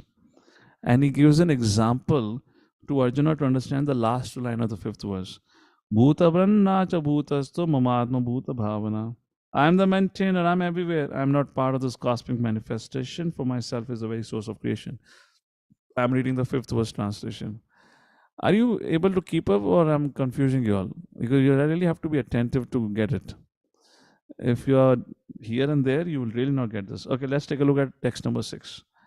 Now Krishna gives an example to help Arjuna understand what he means, that he is a maintainer, and he's everywhere, yet he is not part of this cosmic manifestation. Are you say, I live in the house, but I don't live here. Matlab kya hai? I mean, you are in the house and then you say you don't live here. If you're in the house, you don't live here, matlab kya hai? That's what Krishna is saying, na? I am the maintainer. I am everywhere. I am not part of this cosmic manifestation. Text number 6. Yataka sthito nityam vayu sarvatra go mahan tatas sarvani bhutani masthaniti upadharaya. So how many of you heard that I have given an example of that? People say in our scriptures we have too many rules and regulation. I often give this example of like playing a football. Does anyone remember? How do you understand the importance of rules and regulation? Like playing a soccer game. Now, playing a football game only becomes meaningful if you have a boundary, right? Long answer short. That is what we have discussed about it. Otherwise, meaningless. This is the verse that gives the basis of it. Let's take a look at it. Understand that as the mighty wind blowing everywhere rests always in the sky, all created beings similarly rest in me. Which means, this is an example again by Lord Shri Krishna to help Arjuna understand how everything rests on him, yet he is not in it. Which means, now we have this space, we have this sky, we call it space, right? And within that endless space, we have wind. The wind, raging wind, very powerful, very heavy, very powerful wind. This wind can move within this space. It cannot leave the space and go somewhere else. The wind has no meaning without the space, right?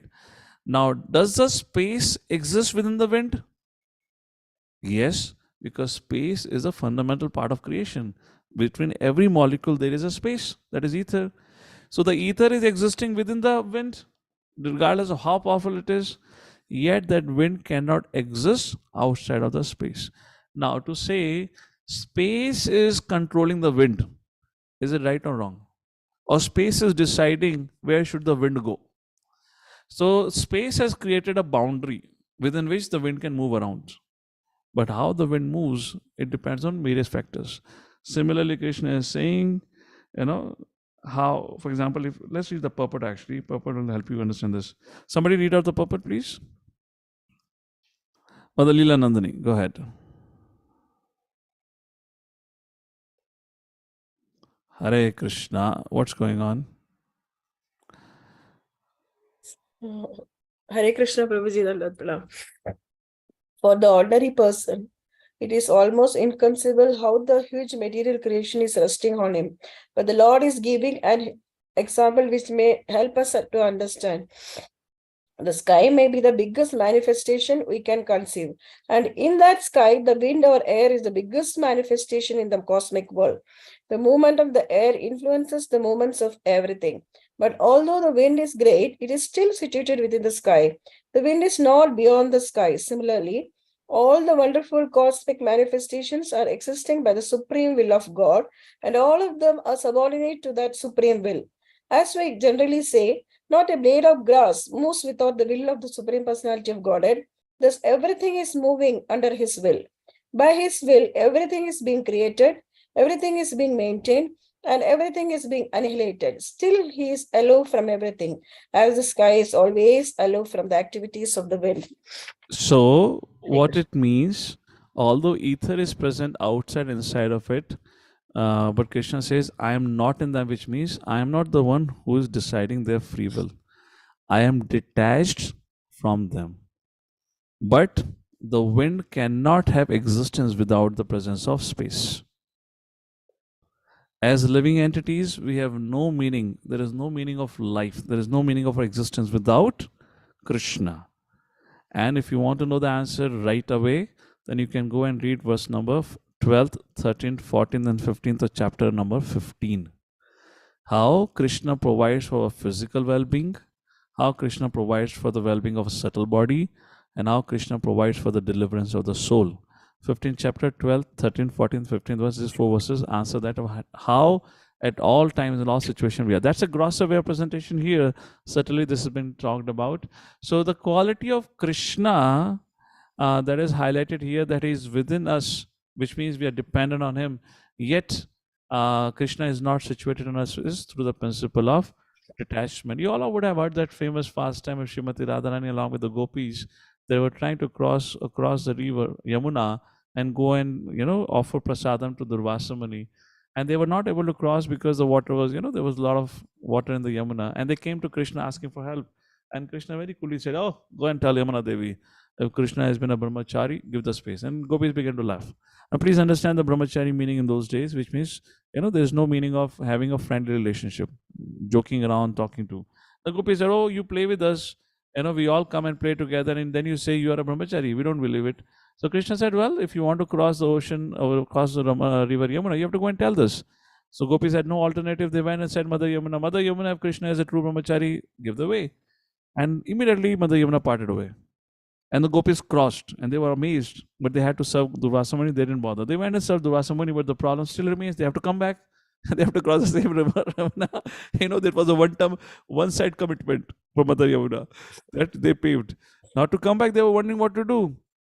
So they asked Durvasa Muni, great sage, great personality, can you please guide us how we can cross? So they personally served Durvasa Muni, and he had tons of bhoga or tons of prasadam like that. And Durvasa Muni said, "Oh really, you want to go across the river? Go and tell Mother Yamuna if Durvasa Muni had not eaten anything, give the way." The gopis were having really a bewildering day. What is going on? How is they saying Krishna said he is a brahmachari, and Durvasa Muni, we personally fed him. So much he ate. And after eating, saying, if I have not eaten anything, so gopis went and said, Mother Yamuna, if Durvasa Muni have not eaten, although we saw him eating, I don't know what he means, but if he has not eaten, please give us the way. Immediately Mother Yamuna gave the way.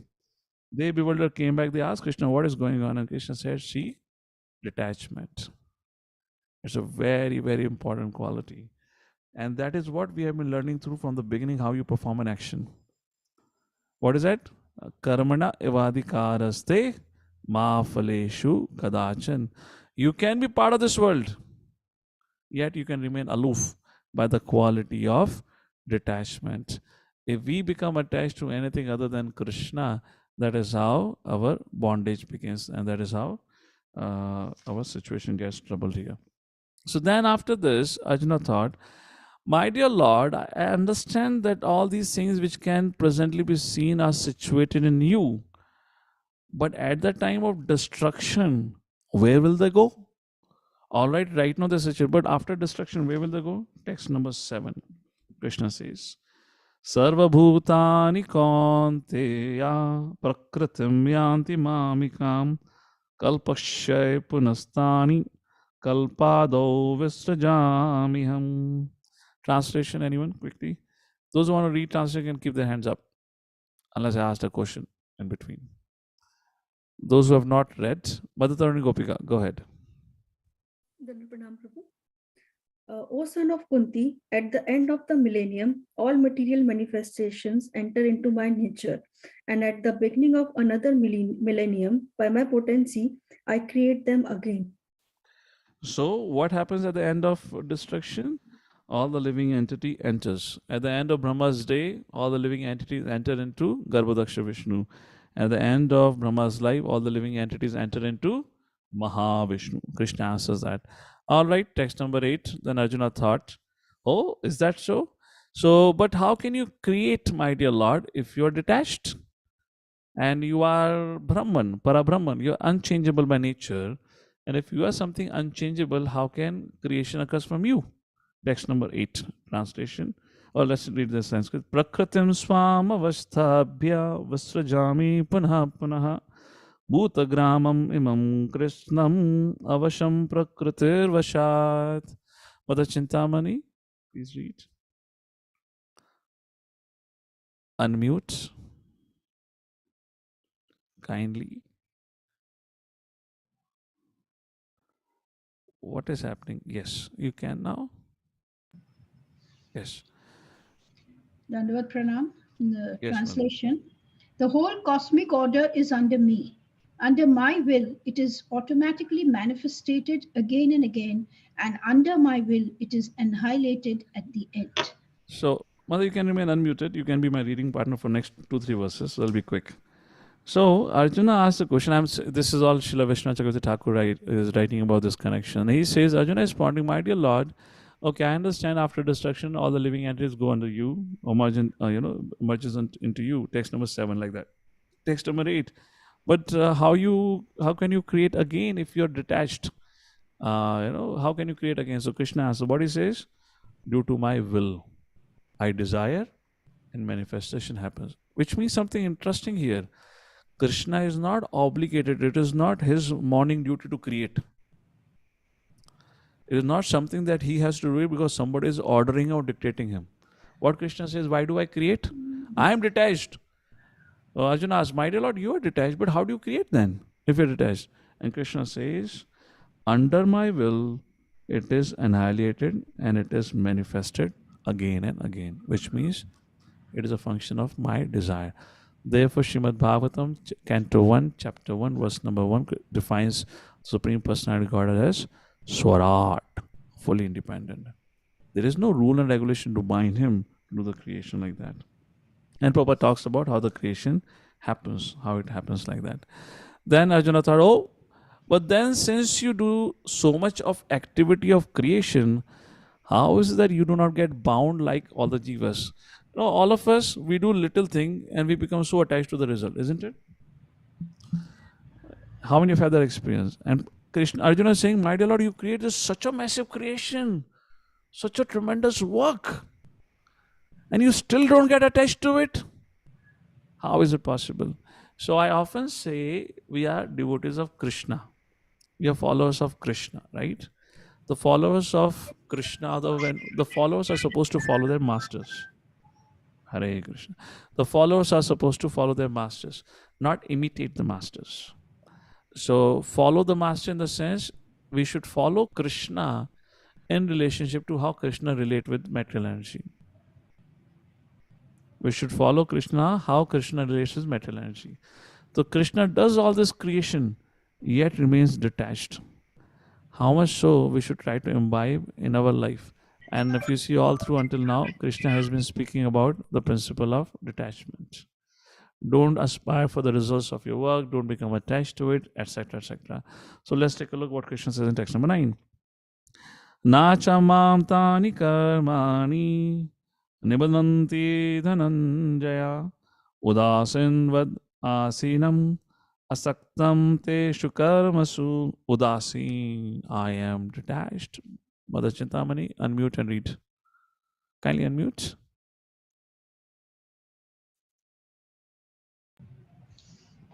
Translation, O Dhananjaya, all this work cannot bind me. I am ever detached from all these material activities, seated as though neutral. Srila Prabhupada then the purport gives an example of a high court judge. In the middle of the purport, Prabhupada, this neutrality is mentioned here with the word udasin. What? He has control over every minute detail of material activities. He is sitting as if neutral. The example can be given of a high court judge sitting on his bench. It's a very important discussion. People ask, if Paramatma is the sanctioner of all the activities, how can he sanction the activity of sinful people? He is neutral. He is udasin. This is a verse. Krishna says, udasin what? I am deciding. I am the one. Asina matlab sitting, situated. In other words, you can say I am situated in the heart of every living entity. I am the sanctioner, but I am detached. I do not become part of this thing. So few things that we can learn from this for ourselves, this creation maintenance discussion which is going on. First is how Krishna deals with this material energy or this world. Although he does so much work, apparently looks like so much work. The glance of Mahavishnu, then expansion of Garbhodaksha Vishnu. From the navel of Garbhodaksha Vishnu, Brahmaji comes, and then Garbhodaksha Vishnu instructs, Brahmaji, and then Lord takes different incarnations. He expands them as Shirodaksha Vishnu, and then he takes so many avatars, so many different expansions or incarnations to educate people what to do, what not to do. So much is required for the maintenance, creation, etc., etc. Yet Krishna is detached from it. First thing. So in relation with the material world, we should be detached. Second thing, in context of the spiritual practitioners now, just like Krishna does not interfere with anyone's free will. Now in our case, when we preach and all that, we have this very heavy result consciousness. We become very much attached. And not only result consciousness, we also have this Ishvara bhav. We want to control. So when Krishna does not exercise his control on living entities, we should be careful while exercising our control on our subordinates, thinking that my subordinate should only do the way I want he or she to do it. If somebody does like that to you, you can ask him, are you really under the subordination of your authority, or are you really under the subordination of Krishna? If you had been, you would not be in this world. You left the subordination of the Lord, came here, and trying to force somebody else to become subordinate to you is again we are competing with Krishna. This is something we have to understand. So that's what Krishna says here. And let's concluding this verse, and we'll give a quick break here. Now, after this, Arjuna thought, my dear Lord, I still cannot understand how you can create everything yet remain detached. So now Arjuna says, I cannot accept this. I find it very difficult to understand that you do so much work and yet you remain detached. How is it possible? And Krishna says, yes, it's possible. And 10th verse comes, very famous verse. That is the answer for that. How I do all the work yet remain detached? Because I don't do any work. Maya adhyakshena prakriti suvete sacharacharam hetunanena kaunteya jagat viprarivartate. Hey Arjuna, I don't do any work. I function through delegated authorities. I have appointed somebody by the name of Maya Devi. Maya Adhyakshena Prakriti. She works under my control. Adhyaksh, under my supervision. And it is she who does everything. She is the one who does everything. Mother Chintamani, please do the translation. No. This material nature, which is one of my energies, is working under my direction, O son of Kunti, producing all moving and non-moving beings. Under its rule, this manifestation is created and annihilated again and again. Just like a king sitting on his throne gives an order to his ministers and they govern the whole state. Well, what the king is doing is sitting on his throne. He makes the rules and regulations and the ministers have to fulfill it. So Krishna is a supreme director and Maya Devi is his delegate authority. Through that, Lord Shri Krishna is working and therefore he remains detached from this creation. So when Arjuna heard all this thing, Arjuna began to ponder, my dear Lord, your greatness knows no bound. I begin to understand how great you are. And how I am able to understand, not Arjuna is saying, but Arjuna has two qualities. One is he is non-envious. Second, he has faith in the words. But now the question arises, why Krishna still people do not understand your greatness? Why people fail to understand who you are as you are? Or why people still belittle you when you appear in a two-handed form? Like there are many people who say, oh Vishnu, four-headed form, we accept him to be Lord. But Krishna, two-handed form, how can we accept? Because Vishnu has got two extra hands. So Vishnu is Lord. Krishna is not Lord. So that means Kartikeya Arjuna, who had 1,000 arms, he's the Lord of all lords. If you start measuring the divinity, or to say the measurement of the Lord because he has got two extra hands, then Kartikeya Arjuna had got 1,000 arms. So this is one. Now some say we cannot accept Krishna as a Lord because he has got human form like us. Now that is also, why? Because Krishna is Satchidananda. His form is not different. He doesn't undergo duality. So like that, the discussion will come. We'll take a quick 5-minute break here. Actually, it's coming the time of the end of class. So can we go up to 3:30? Is that okay today? Or you can give me a vote of hands. If you have other commitments, we can pause because we start late. At least I want to do this. This is the climax actually. I build up the whole discussion for discussing the next two verses actually. So in case somebody has to leave, you're more than welcome. You can hear it later on, but do hear the last part. And we'll take a quick break here. And I believe many of you might have already gone for a break. So it's 2:50 and we come back at 2:55. Hare Krishna.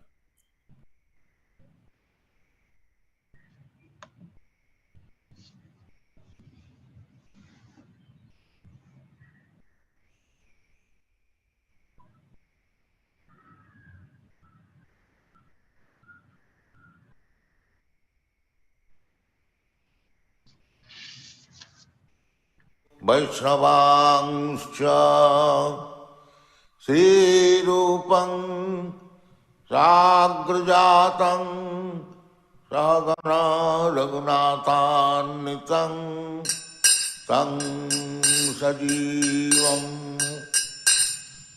Sadvaitam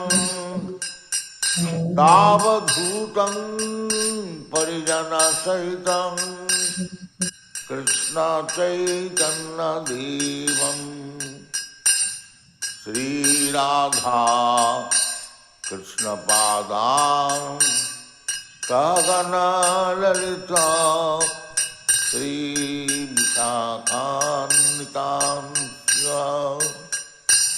Hare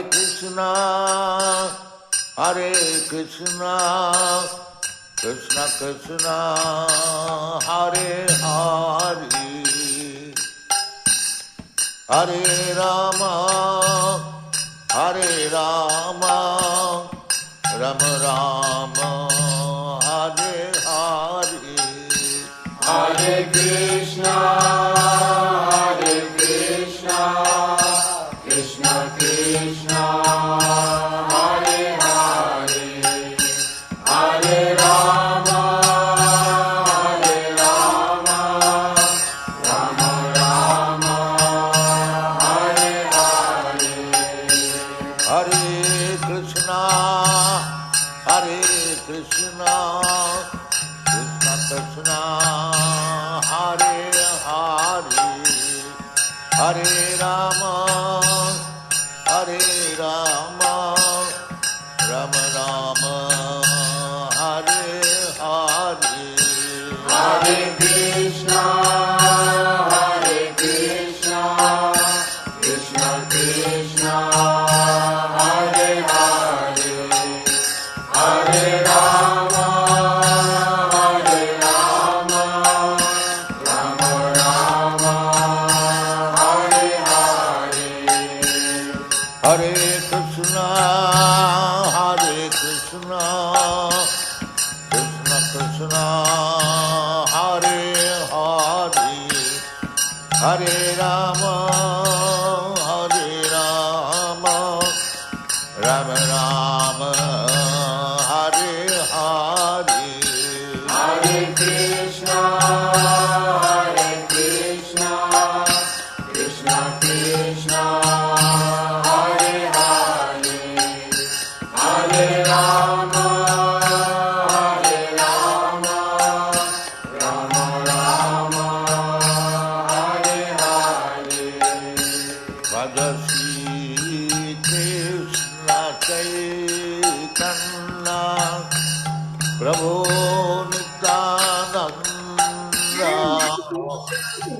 Advaita Gadadha Sivasati Gaur Bhakta Krishna Chaitanya Prabhu Nityananda Shri Advaita Radha Srivasadi Gaur Bhakta Vrinda Bhaja Shri Krishna Chaitanya Prabhu Nityananda Shri Advaita Gadadha Srivasadi Gaur Bhakta Vrinda Bhaja Shri Krishna Chaitanya Prabhu Nityananda Shri Advaita Gadadha Srivasadi Gaur Bhakta Vrinda Hare Krishna Krishna Krishna Hare Hare Hare Rama Rama Rama Hare Hare Hare Krishna Krishna Krishna Hare Hare Hare Rama Rama Rama Hare Hare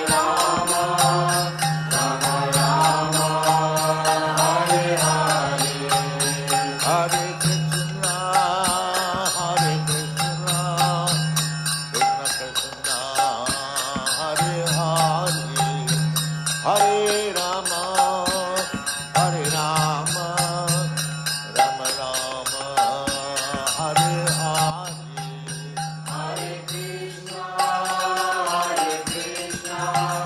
Krishna Krishna Hare Hare Hare Rama Rama Rama Hare Hare Hare Krishna Krishna Krishna Hare Hare Hare Rama Rama Rama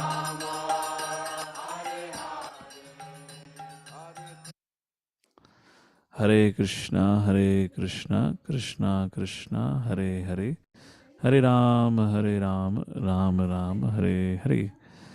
So, quickly looking at the slide deck, what we just saw, where is the Zoom screen? Over here. So, what we saw right now between the 9.4 to 9.10 is like this. Krishna's inconceivable relationship with material manifestation. That's what Krishna discussed in 9.4. Then with living entities from verse number 5 to 9. And then the conclusion, I am the director. Everything happens under my purview. Maya adhyakshena prakriti suyatesa characharam. All right. We already read this verse now. So once again, the practical application of this section is to understand the greatness of the Lord, inconceivable nature of the Lord, and also a limitation that how we cannot comprehend Lord by logic. So we have to be non-envious and we have to put faith. Only then we can begin to understand Krishna's greatness like that. All right, let's come to the next part now. So Arjuna pondered, my dear Lord, why do some people still despise you or do not respect you as the Supreme Personality of Godhead? You create, pervade the unlimited planets. Your form is full of bliss and knowledge. You are the source of Mahavishnu. Yet as Krishna, when you descend, people deride you or belittle you. Why do people not worship you who have such a great power? And that brings us to the third section, non-worship, verse number 11 to 25. Let's take a look in this section. So text number 11. 1 second. Where is my Zoom? Yeah, here it is. All right. Avajananti mamura manusham tanumashritam Parambhavam ajananto mama bhut maha ishwaram So in this verses 11-25, I'm just giving a quick overview. We'll discuss at length next time. But today we'll conclude with this discussion, 11th and 12th verse, and some food for thought for all of you. So here, Srila Vishnu Thakur writes, Lord Shri Krishna is speaking about 3 categories of people according to their devotional attitude. That would be particularly highlighted. That verse in the that verse is 15th verse, where these 3 categories of people are highlighted. Let's take a look at the 15th verse, just so that you can relate to it.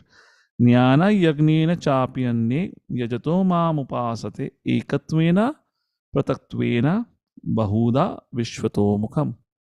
So ekatvena, pratatvena, and vishvato mukham. These are the 3 categories of worshippers that Lord Shri Krishna speaks in this section. So 11th verse, Krishna says, why people do not accept me as I appear in the two-handed form? Avajananti mamudha. Avajananti mamudha, they deride me. They find fault with me. Who are those who find fault with my two-handed appearance as a human being? They are called as mudha, foolish people. What they do not know, manushim tanum ashritam. So they deride me when I take a form as a human. Manushim tanum ashritam.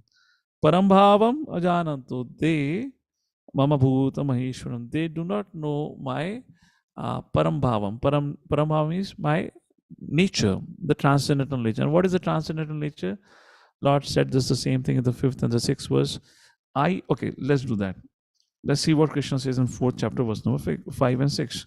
Now, how does a living entity appears in this world? Krishna appeared to Vasudeva and Devaki. तो मेरा जन्म मेरे कर्म के अनुसार हुआ. तो क्या कृष्ण का जन्म उनके कर्म के अनुसार हुआ? No. Let's take a look what Krishna says for chapter verse number 5 and 6. Verse number 6. Ajopi san apvayatma bhutanam ishvaropi san prakatim swam adhishtaya sambhavami atmamaya. Sambhavami atmamaya. I appear atmamaya by my own internal energy. Krishna appears by his own sweet will, unlike a living entity. So that is what param bhavam ajananto.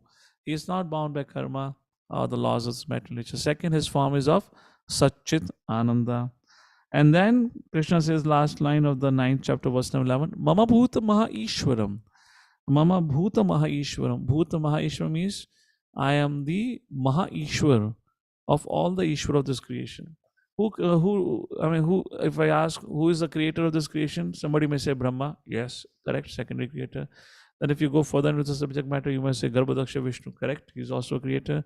And when you further study subject matter, then you come to know Mahavishnu is a creator. But Krishna says, Mama Bhuta Maheshwaram.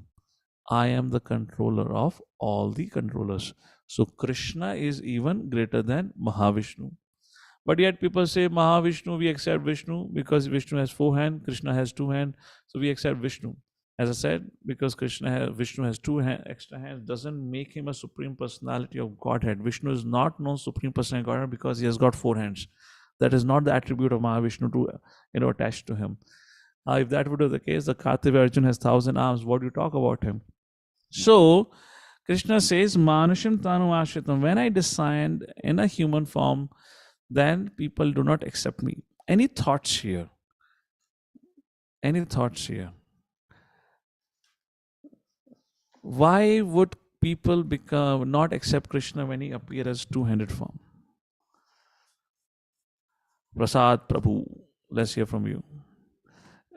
This is in direct relationship with what I started with. Go ahead, unmute Prasad Prabhu. Hare Krishna Prabhu. Since Krishna mostly Krishna in human form look like us only, so people consider him more human than considering him God. When people see 4-hand but form, why consider him like Bhishma is saying Shishupal? He is Supreme Personality Godhead. Yeah, but he has told Shishupal, he is Supreme Personality Godhead. Yeah, Why not? Shishupal saw him like with Why did he show him girls. like that? All right. Next. Madhatarani Gopika. I've already answered. You already know the answer, but you need to connect the answer. Because of envy that someone That's it. Envy. It is envy as we started our discussion. Krishna says, Anasuyave. Because Arjuna, you're non-envious of me, you can understand. And when we're describing envious, I made a point. What does envy do? It covers our intelligence. It hides the truth. It does not allow us to see the truth.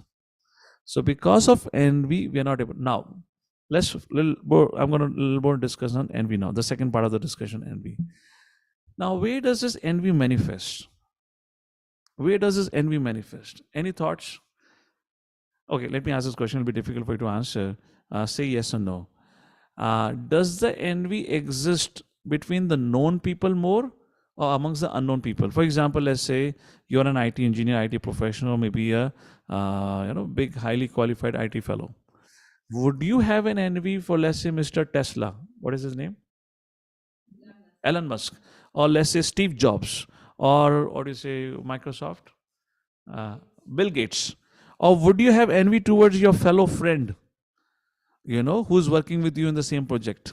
How many of you agree? How many say you would have envy more towards your family members and friends? Unlike in comparison to another family person who is staying 3 buildings across. So our envy manifests, if with this analysis, if you see, our envy manifests most where we find familiarity. Is that making sense? Where we find some similarity and familiarity, that is where envy manifests the most. So why people do not accept the two-handed form of Krishna? It is similar to ours. It is similar. I hope you are paying attention. I'm about to come to a very important point here. Huh? This will decode all the understanding of different religions now. Because we find Krishna's two-handed form similar to mine. ये भगवान कैसे हो सकता है? मेरे भी 2 हाथ हैं. वो कौन था? दंतवक्र था ना? Who imitated Krishna? Pundarik, right? It was Pundarik who imitated that rascal. Even had even a chakra made for him. That was another side of envy. So therefore, Krishna began this 9th chapter saying that only a non-envious person can understand. Are we clear with this thing?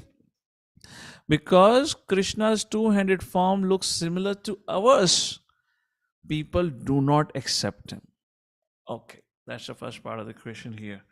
Param bhavam ajanantum mama bhut maheshwaram. So what is preventing us from understanding the absolute truth is only one thing, that is envy. How do you overcome envy? To the degree we take shelter of the instructions of our spiritual master. I'm going to complete the circle now here.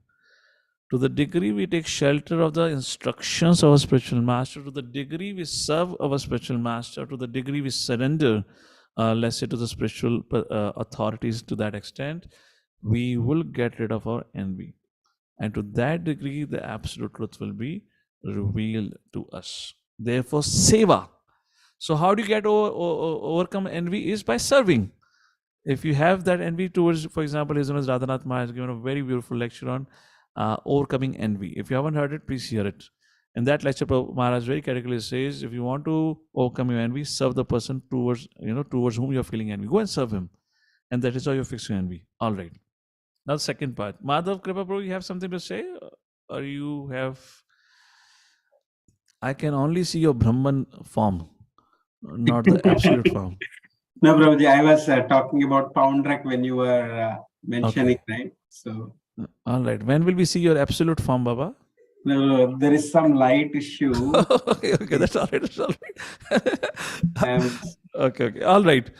Now, let's go to the second. Time is running. I'll make a quick point and then we'll take some questions if you have. So, now question arises in the mind of Arjuna. My dear Lord, what happens to those who do not accept you as you are? Now, what it means when you don't accept as you are means when you do not accept Krishna as Krishna. Two-handed. Srila Baldev Vidyabhushan Vishnu Chakravarti gives a lot of analytical discussion to it. I'm not getting into it. For example, Manashin Tanum Ashritam. It looks like Krishna have taken a shelter of human form. That is not what it means. So I don't want to get into that discussion. I just want to stay focused on some things that we can relate to largely. So Baldev Vidyabhushan says because Krishna has, why it is said Ashritam here? Because he himself has a lot of human-like experiences. He has mother, father, he has friends, he has girlfriends, he gets married in Dwarka Leela. That's like human-like experiences like that. Now question arises, what happened to those who do not accept Krishna as he is. That is what Arjuna asked the question. And what happens to them? Text number 12. Please pay attention to every single word of it. Moghasha mogha karmanu. Now, moghasha means baffled, which means failure. In what? Karmanu. A one who do not accept Krishna as he is, all his endeavors would be futile. Example, Duryodhan. He usurped the kingdom of Yudhishthira Maharaj. Yudhishthira Maharaj slept peacefully for 13 years in the forest, 12 years in the forest, 1 year as whatever he was acting as a servant in the king of Virat. And then while Duryodhana and Dhritarashtra could not sleep peacefully. So what it means is, to our vision, a lot of time people ask, Prabhuji, why it seems like atheists or those who are not believers, they're enjoying their life, but we are struggling, we have so many challenges. Bring them to this verse. Please do not look at that situation and give a verdict. Now, don't look at the situation of Duryodhana that he has become the king of the whole world. He has usurped the whole wealth of the Pandavas. How much happy he would be. Moghasha mogha karmanu. All his attempts to enjoy were futile because he could not even sleep a single night. See the whole picture before giving your verdict. Don't look at a situation and pass a comment. Okay, second thing. We'll speak about this point. Look at the whole picture. Don't pass a comment when we talk about apiche suduracharo. We'll elaborately speak on that. Now come to next point. Moga jnana vichetasaha. Moga jnana vichetasaha. They will be baffled in knowledge. They would be baffled in knowledge, which means whatever attempts they made, they cannot understand the absolute truth. Next. And what will happen next? Rakshashim Asurim Chaiva. What nature they would cultivate? Of Rakshasa and Asura. And they will function under Prakritim Mohinim Ashritaha. And they would be functioning under the shelter of my bewildering potency, Maya Devi, which will keep telling them, you are right, everyone else is wrong. Now, Krishna in his two-handed form. Now we read in the 7th chapter, verse number 4 and 5, Bhumirapo Nalavayu Kamana Buddhirevacha, right? Krishna says, these are my energies. Now Krishna's form is transcendental. The same Krishna can appear as a deity form also, isn't it? Now there is a category of people who says God does not exist. Okay? There is another category of people who says God exists, but God is formless. There is another category of people who says God exists, but God is formless. I want you to pay attention to text number 11. Avajananti mamuda manashim tanumashita. They deride my existence in a form. They cannot accept my form. So there are so many people in this world clubbing themselves into different political parties, or you want to call it religion for that reason. They say we worship God, but we do not believe in his form.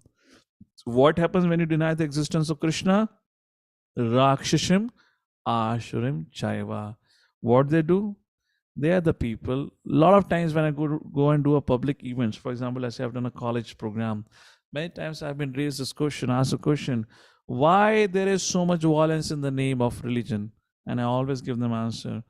The violence is not on the name of, I would not say religion, I would say on the name of dharma. The violence is never on the name of dharma. The problem is we have considered adharma to be dharma, because we have made adharma to be dharma, and that adharma on the name of dharma is causing violence. And this is what text number 12 talks. Rakshashim Ashram Chava. What is Rakshashim Ashram Chava? Look at how beautifully Krishna is saying. First is, whatever your desires are, they would be baffled. Duryodhana wanted to be the king of the world. He died at the end of the day. He couldn't. He suffered. Then Krishna says, Rakshashim Ashram Chaiva. For example, Ravana. Ravana was a highly learned person. He was a son of a Brahmana, highly educated. Rakshashim, he is said to be a Rakshasa. He is said to be Asura for that reason. Why? Because he kidnapped Mother Sita. Now look at the bewilderment of his knowledge. Mandodari, Kumbhakaran, everyone, Vibhishan, everyone came and told him, please give back Sita. You cannot. But that person could not accept it. Krishna says, Moga Jnana Vichetasa. Such a person cannot accept the truth. His knowledge is bewildered. Just like at the end of the war, when 18th-day war, Krishna and Duryodhana were face to face. Duryodhana was about to die. Duryodhana said, "Krishna, you are responsible for everything." Long story short, and Krishna at that point said, "Duryodhana, I am not the one who's responsible for the war. You are responsible, and the only reason you're responsible is you never heard the good advice of your elders." They came and told him many times, Krishna, the Supreme Personality, and whatnot he was told.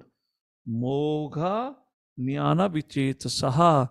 When Bhishma Pitama fell on the 10th day, and when the war stopped and everyone came forward, and then Bhishma Pitama looked at Duryodhana and said, "Duryodhana, now also there is time to stop the war." Duryodhana stopped speaking and he walked away. Mogha Jnana Vichet Saha. Bewilderment. A person cannot understand. His memory is, or his intelligence is bewildered if you have envy for Krishna. Ravana, who was such a learned Pandit, he went on to kidnap none other than the consort of Lord Sri Ram. He was the one who destroyed Brahmanas. He was the one who did cow slaughter. What not he did.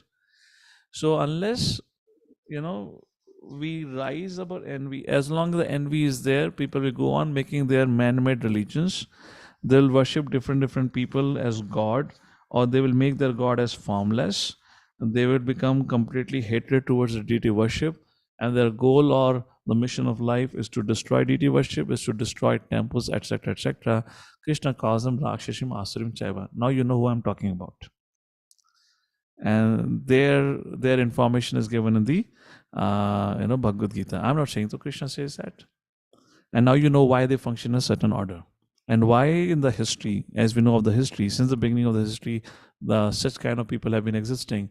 Even in the recent history or the ancient history, is a repetition. So people get so much caught up by different religions. They say this is this religion, so I hate him. Now religions are nothing but a political parties for me. The fundamental problem is with every individual, because we have envy towards Krishna. As long as the envy continues, we're gonna have allegiance to different parties which are against Krishna. That's the only thing. And this all begins with envy. So if you want to fix the world, it is not by becoming a nationalist.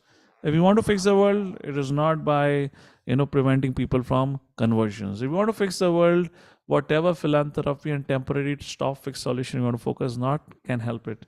Only thing that can help, as Bhakti Siddhanta Saraswati Thakur told Srila Prabhupada as Abhay Charan Dey, the only thing, the emergency, Prabhupada said, "Oh, Bhakti Siddhanta Saraswati Thakur, what can we do right now? We are all dependent. We are controlled by Britishers." Bhakti Siddhanta Saraswati Thakur immediately said, "Well, this political situation keeps changing, but the urgency of the mankind cannot change unless we preach the message of Sri Chaitanya Mahaprabhu." Therefore, preaching this message of Bhagavad Gita is the most important. Therefore, you'll find there are so many authors who write commentary on Bhagavad Gita, and the very first thing they do is they deny the existence of Krishna. From what? Envy. Is all coming from envy. And now how this envy manifests amongst the worshippers, that will be a discussion next time.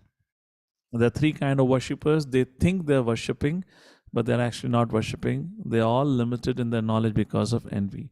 And what Krishna begins here discussion is about how because of envy, they become adharmic.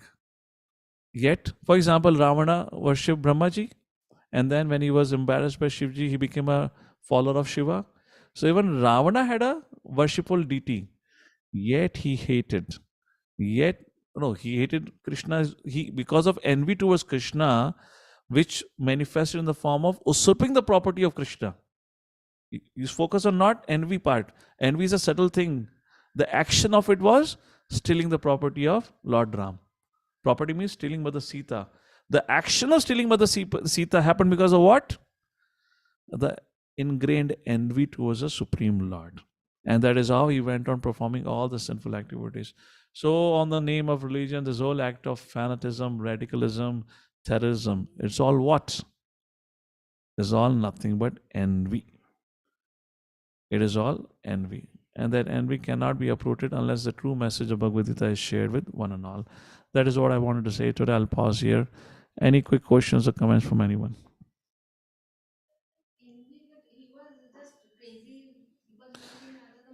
So, envy, how Ravana envied, and Ravana was lusty. Yes, he was lusty.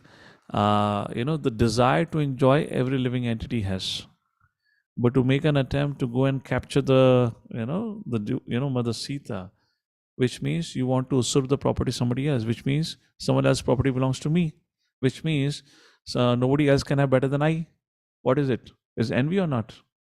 Underlying quality is envy. Externally, it manifested as lust. Therefore, in the beginning of the session, I said envy is the most difficult to give him. The first snare is, I want to become Krishna. The last snare of Maya is, I am Krishna. And who says I am Krishna? Not an atheist. The one who is highly learned in scriptures, who has been practicing according to rules and regulation, maybe chanting 64 rounds of Hare Krishna Mahamantra every day. If the envy is not addressed, not taken care, then we end up becoming like that. So, these are Prabhupada words. Prabhupada said the last snare of Maya is like that. To give you just a whole picture of the session today, we begin a discussion where Krishna says you can understand the most confidential knowledge only when you are non-envious and faithful. To test our faith, the limits of faith, Lord Shri Krishna spoke about his inconceivable opulences in relation to material energy, in relation to living entities. And there I said, just like Krishna, we being the followers of Krishna, we should also follow we should also follow way Krishna deals with the material nature as well as other living entities. So how does he deals with material nature? He has created this, so he's the one who created this, yet he remains aloof and detached. Similarly, we should learn to become detached from the actions that we perform. We should not be so much caught up with the results or result consciousness. Living entity, Krishna says, well, I do not interfere in the free will. An example is given is just like sky, space, and the wind. The wind flows around, the sky is outside inside of it, but the sky is not controlling the movement of the ether, the movement of the wind. Similarly, I do not decide for living entity. Living entity has the free will to choose. Similarly, we have to understand, yes, we already turned away from Krishna long ago. Now to accept somebody who is subordinate to us, to follow us wholeheartedly, it's a process. It's going to take time. To demand that surrender to happen immediately is never going to happen. We're just going to spoil our day. And then Arjuna asked, my dear Lord, if you're so great, everything, so why don't people accept you as you are? Why? Because of envy. Now that is not what mentioned in the 11th verse. Avajananti Mambuna. That's what Krishna says. That is not mentioned. But the chapter begins with, those who are non-envious can understand. So who cannot understand me? Those who envy me. Why envy? Because I have a human-like form. So therefore I brought over the discussion. Where does the envy manifest? Envy manifests only where we find some similarity and familiarity. You will not envy somebody living in Australia, having a Mercedes-Benz or private helicopter. You'll envy somebody who's living right next to you. So wherever there is similarity and familiarity. So when we find similarity with Krishna as two-handed form, so envy manifests. So Vajahananti Mahamuna, the underlying point is envy. And how do we uproot envy? By serving. Sevan mukhehi javadau. So if we want to really spread the message of Krishna consciousness, as Prabhupada did, what did it? He distributed prasadam. So every household, every congregation should attempt, some kind of prasadam distribution should happen. That's how the magic of prasadam works. When you give prasadam to others, they accept prasadam, mercy of Krishna. And it's called, when you're honoring prasadam, it is said prasadam seva. You're rendering seva. So knowingly, unknowingly, you're engaging people in rendering seva to Krishna. Like chanting Hare Krishna. We go out on the streets and then we chant Hare Krishna, and people may chant Hare Krishna. When they chant Hare Krishna, they are doing seva. Sevan mukhehi javadau.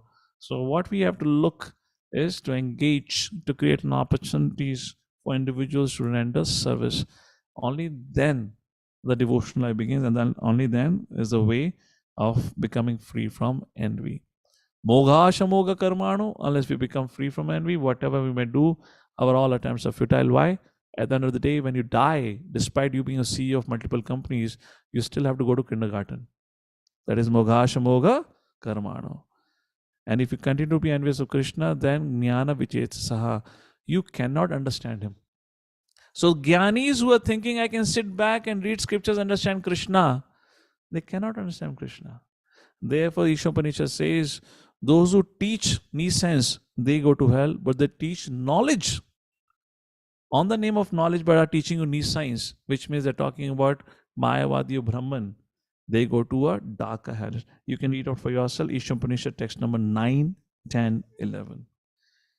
So, and why it is? It is because of envy. They cannot understand the truth.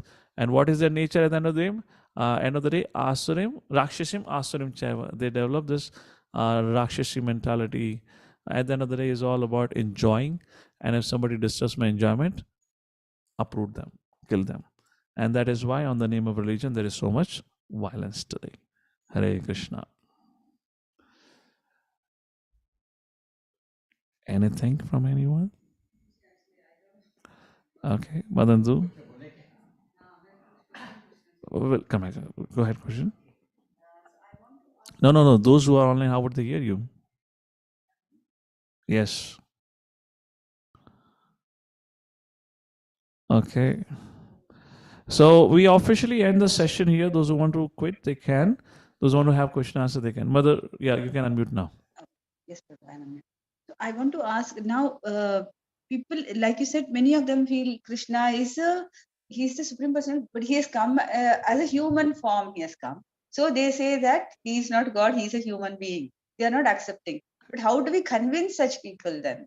Which you talk about, right? You cannot convince them. It's not a subject matter of knowledge. That is what I spoke at the end. You know, Krishna says, they would be baffled in their intelligence. They cannot. But how? The way of overcoming envy is engaging in seva. So rather than speaking to them, engage them in some, give them prasadam. Or engage them in some part of kind of kirtan. You have to engage them. Seva is the way. Our fundamental flaw is we try to talk at the intellectual level to convince people. Cannot be convinced. Imagine Ravan could not be convinced, Duryodhan could not be convinced, nobody, Shishupal could not be convinced. You name a person. You know, Ramchandra Puri, we were talking about him. Imagine what his godfathers would not have tried to tell him. What are you doing, you nonsense? You're telling your spiritual master why you're crying your tears for Radha and Krishna. You should think about Brahman and be in the Om Shanti Shanti platform. What godfathers would not have spoken to him.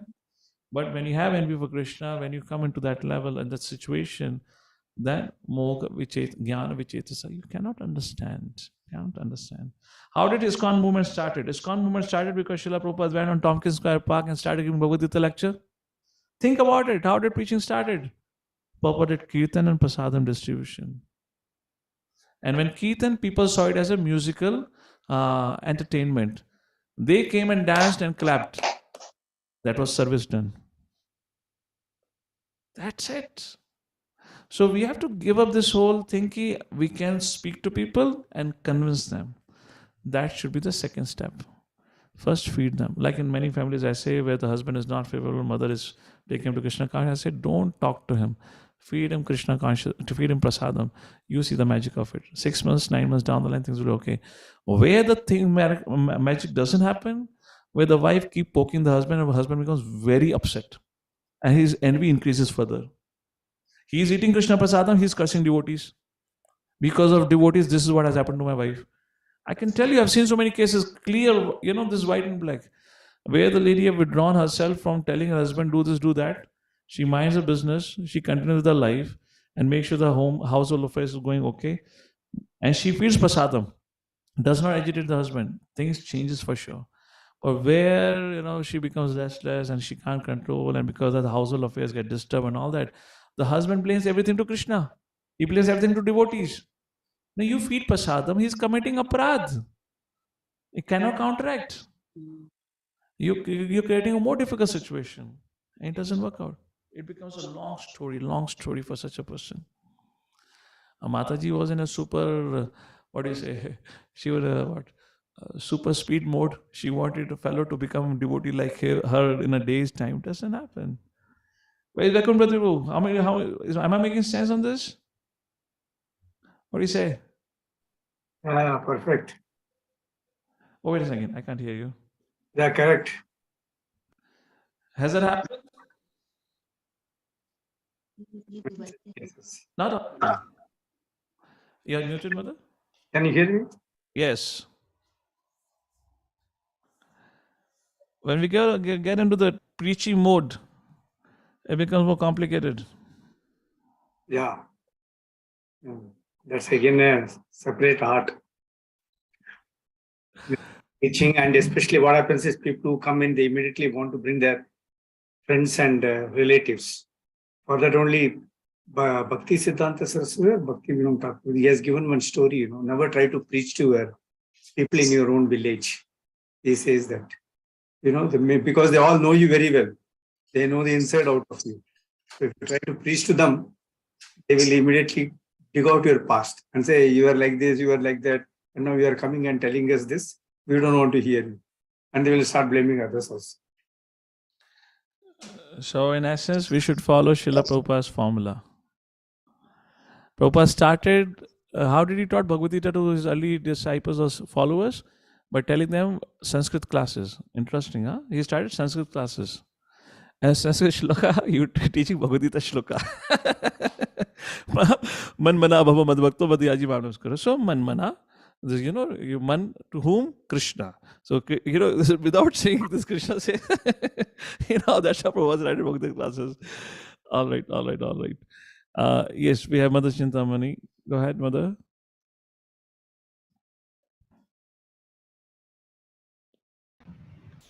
Prabhuji, I had two questions. One is, there's a question also many people ask that the Lord left his body in Balka Tirth. So that proves that he is, many people have questioned that way to me, that वो छोड़ के गया हमारे जैसा, शरीर छोड़ के गया हमारे जैसा. So that is, he wanted to bewilder people who don't believe. But this is also an aspect where people believe that he is just an ordinary human being. He dies like us. And see, this is the situation with 200% public. And this was the situation with us also. Trust me. We were also in the same shoes. Maybe we were not thinking too much about it. Because envy. Our situation is different because somehow we took to devotional service. And that could be a causeless mercy of Vaishnavas, causeless mercy of Guru Parampara, whatnot. So at times we can give a justifiable answer to people. How much ever answer you give, how much ever scriptures you quote, you will often find people would not accept it. You say, no, they're bent on it. So I generally, my take on this is such things is give a 1-line or 2-line answers in this. If in case it's a larger audience, so then I would not necessarily speak for that person. I would speak for the larger audience benefit. So at least they get the understanding, because this person is anyways not going to get understanding. But if it is a one-on-one conversation with me, I never keep more than 1 line long. I would find out a way how I can engage that person in seva. Go and do some seva, because there's no point. And it's not like I have already, I have done headbutt enough times to understand the mistake. I've wasted so much countless hours talking to people and trying to convince them. I've gone through my own rough way of understanding that this really doesn't work. To say. Now, look at this, Krishna speaking contradictory things in the 9.4 and 9.5. Why is he making contradictory statements here? It's just, Krishna says, he himself says, you have to put a faith. Ashaddathanas, Krishna said, if you have faithless, then you cannot get me. You have to put faith on him. So Krishna would do things which would really bewilder our mundane logic. Like Raslila. I mean, Raslila करनी थी भैया, शादी कर लेते, polygamy allowed थी ना. तो 16 से शादी करते, 108 से शादी करते, 16,108 से तो वैसे भी शादी करी थी. This is so incredible. Huh? He had a Raslila with gopis and he got married in Dwarka with another gopis. Why can't be straightforward? Krishna could have done it. But all his Leela, if you see, is just to further agitate those envious people. He doesn't want himself to be uncovered or discovered by the envious people. Doesn't. Well, as he comes a Lord Ram, Vara, Nasima, very straightforward. Nasima, there are no dialogues. Only murder. Only surgery. Direct operation. Then when he comes a Lord Ram, Ek Patni Vrata. Very simple. People know. Krishna, it actually proves his divinity, how much he makes it difficult for people to understand him. He says, unless you rascals get over your envy, I will not reveal myself to you. And that's what. And that same Krishna is speaking Bhagavad Gita, particularly 11th and 12th verse. I consider these two verses very, very important, because these two verses will make a connection of it in the next session. How 3 kind of worshipper comes from these also. this mentality, envious mentality. Vaikuntapati Prabhu, you want to add something? Go ahead. Yeah, I'm just trying to understand. Mataji said that also left the body like all of us. Where have we read this, Mataji? I have not read it so far. Yeah, Prabhuji, when he was the arrow was shot on his feet. Oh, left his Bhagavad- body. No.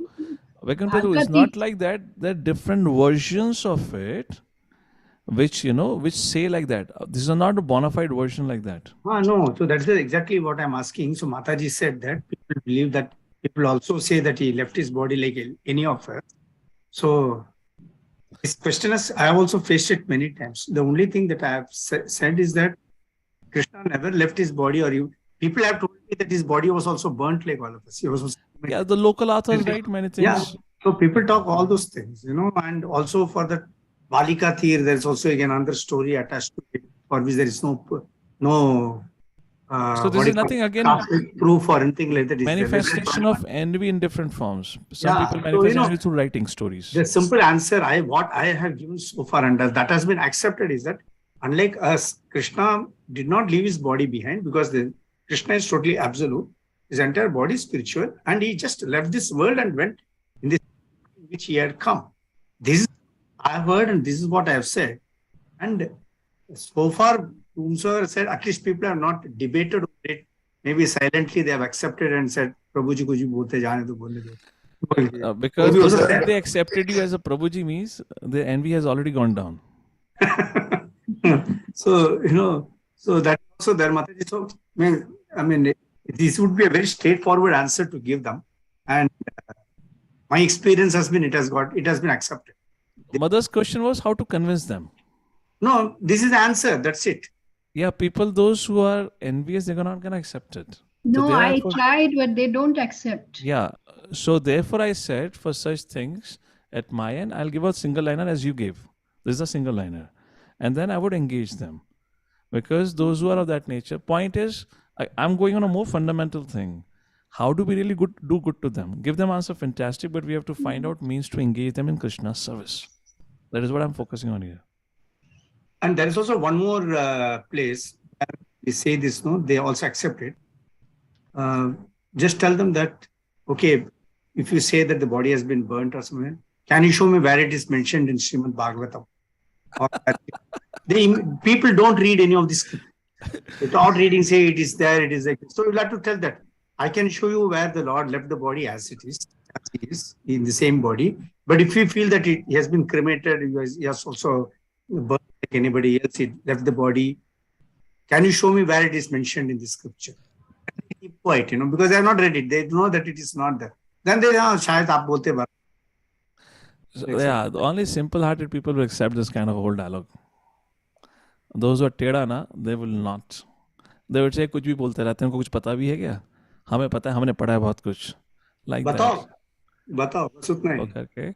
Hare Krishna, Prabhu. Yes. I also heard like in Jagannath Puri, Krishna's heart is there, and which they put whenever they change the. Right. Let's not do dissection of Krishna now.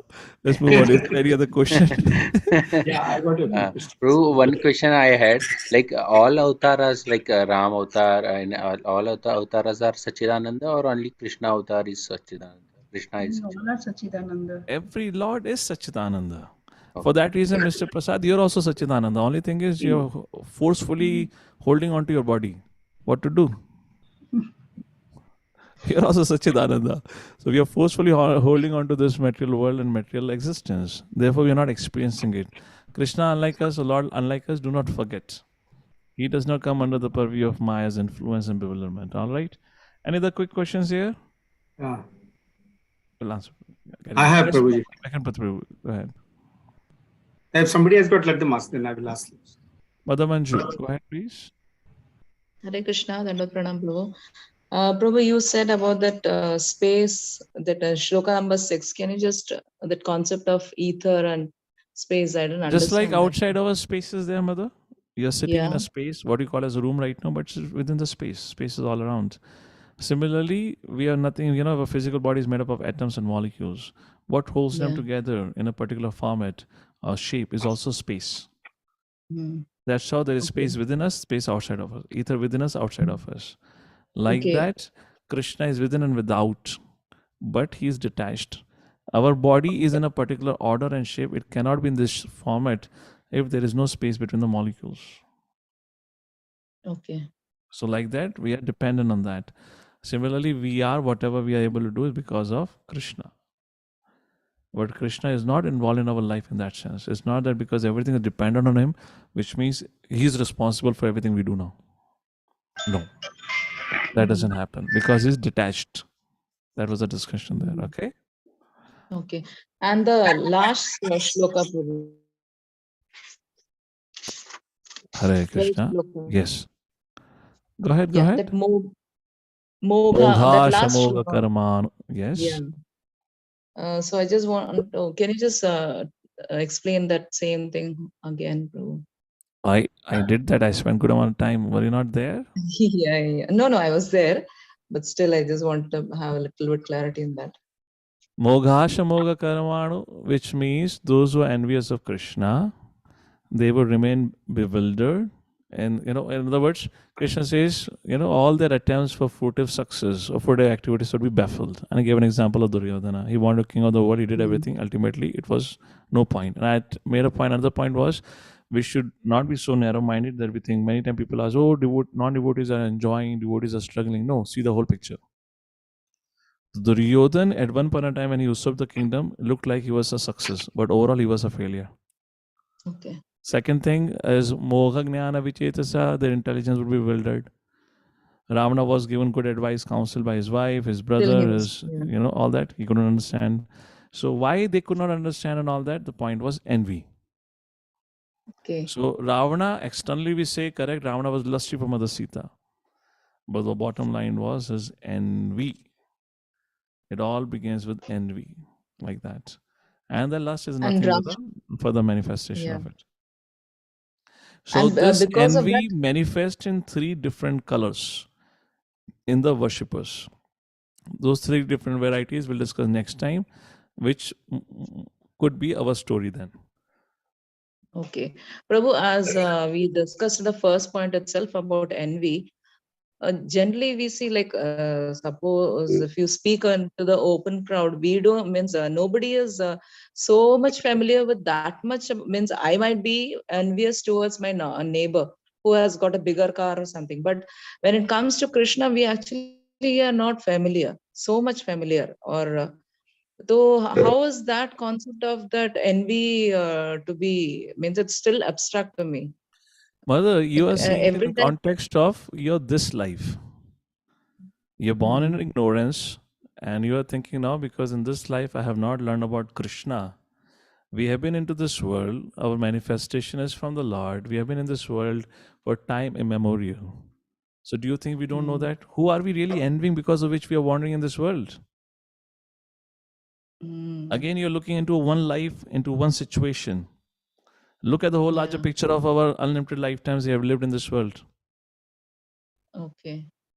It's not that because so far I have not learned about Krishna or the absolute truth, who you may call it different names according to different time, place, circumstances. And does it mean that we don't have that? When death happens, what continues after death? Mind, intelligence, false ego, subtle body accompanies the soul, takes you next. So mind is said to be so powerful, it's more powerful than the supercomputer, which has impressions of all your past lives. Fortunately, Krishna has taken up the ability from us to unravel those memories. Still, those memories comes in our sleep. Therefore, there is this whole text which talks about how to interpret dreams. Some Is people there have written on anything it. about that, Prabhu? Huh? Interpret dreams? Is there any Okay, yeah, there is reference? whole.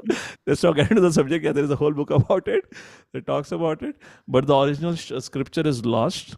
So some, the Gyanis have written based on their thorough study. They have written that, but I don't want to discuss on that side. But that's the point about it, right? Let's come back to your original question about envy. Okay.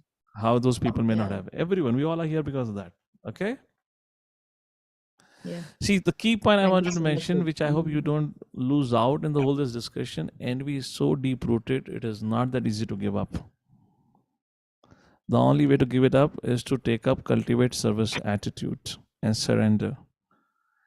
we were at one point of time very envious, but we became now favorable to Krishna consciousness because somebody showed them mercy. How engaged us in some way, in some service, because of which we started devotional life. So share that good credit, the good what do you say, the what we have received, the blessing with others by engaging them or creating a service opportunity. And what the other point I was making was about envy. Now envy is deep rooted, and how does envy manifest? All that we spoke about in that regard, and how in our category, in our own life, we'll see the three kinds of worshippers that will come next now.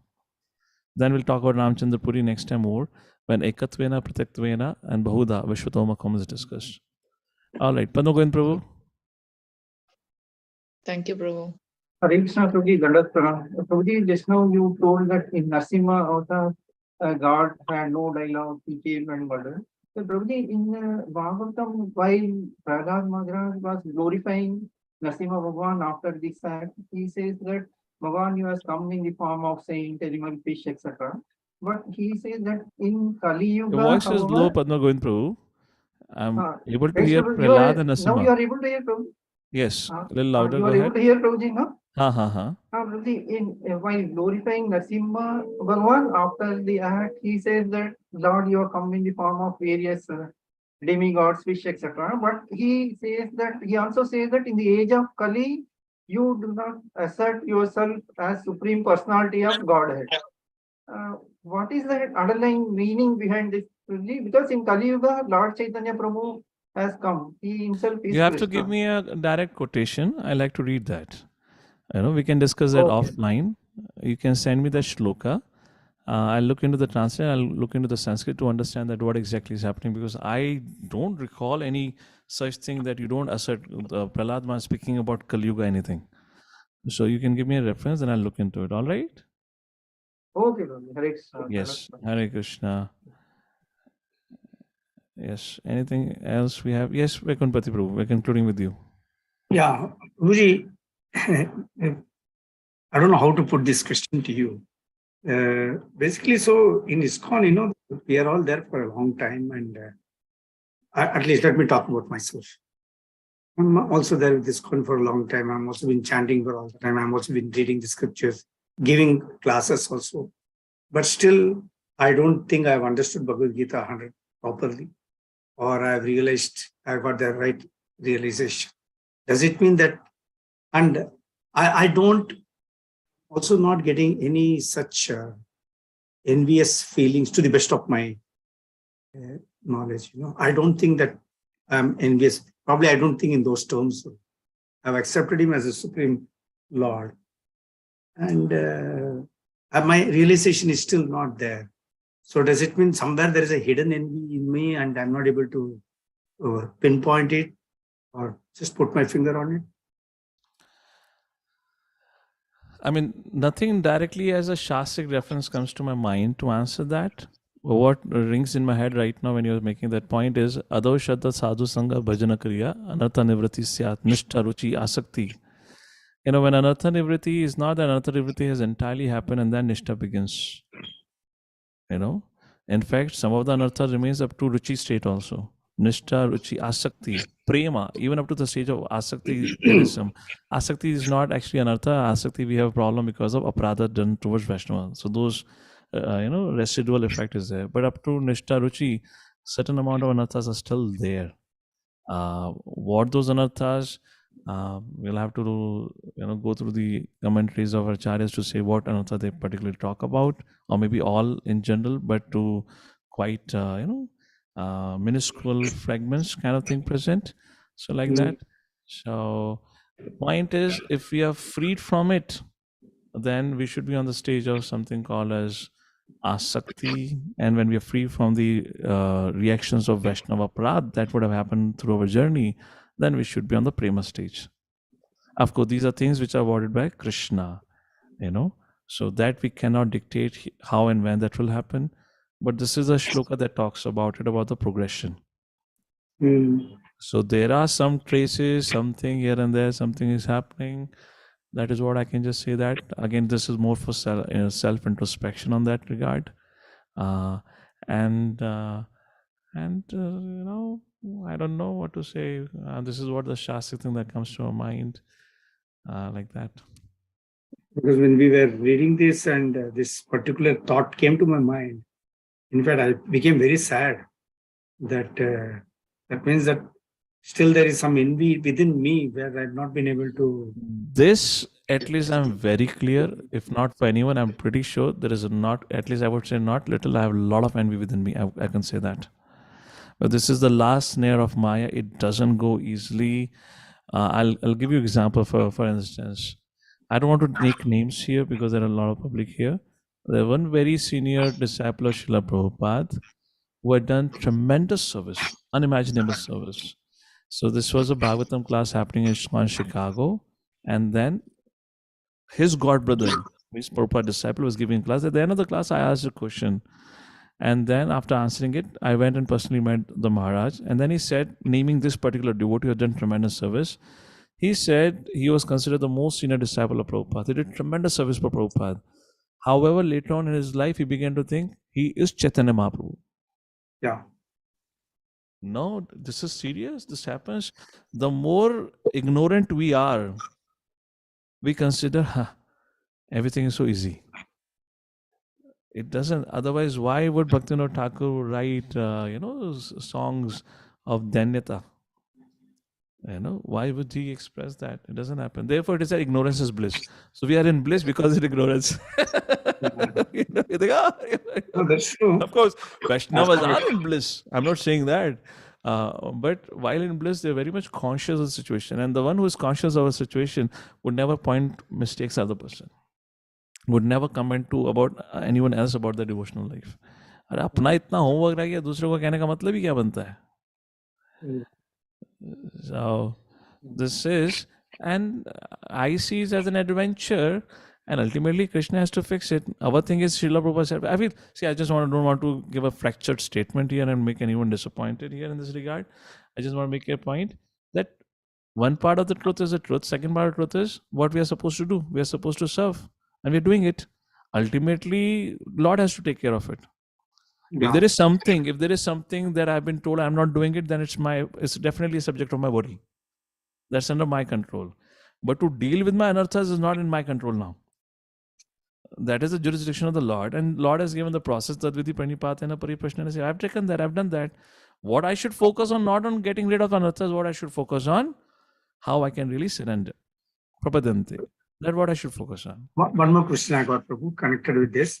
Now this just one thing we're going to do. I just want to conclude. Just one thing came to my mind. I forgot it while drawing the conclusion that we spoke about how Ritvikism does not make sense. That was one thing that I highlighted during the discussion. That's another sense of envy only. Because how do we get rid of envy? By serving. Now you serve Krishna, but it's not the process. Krishna says, Tadviti Pranipatena, living guru. You sit at the lotus feet and serve, take instruction. So that we addressed, and then we addressed about modern day religions, which you all would have understood.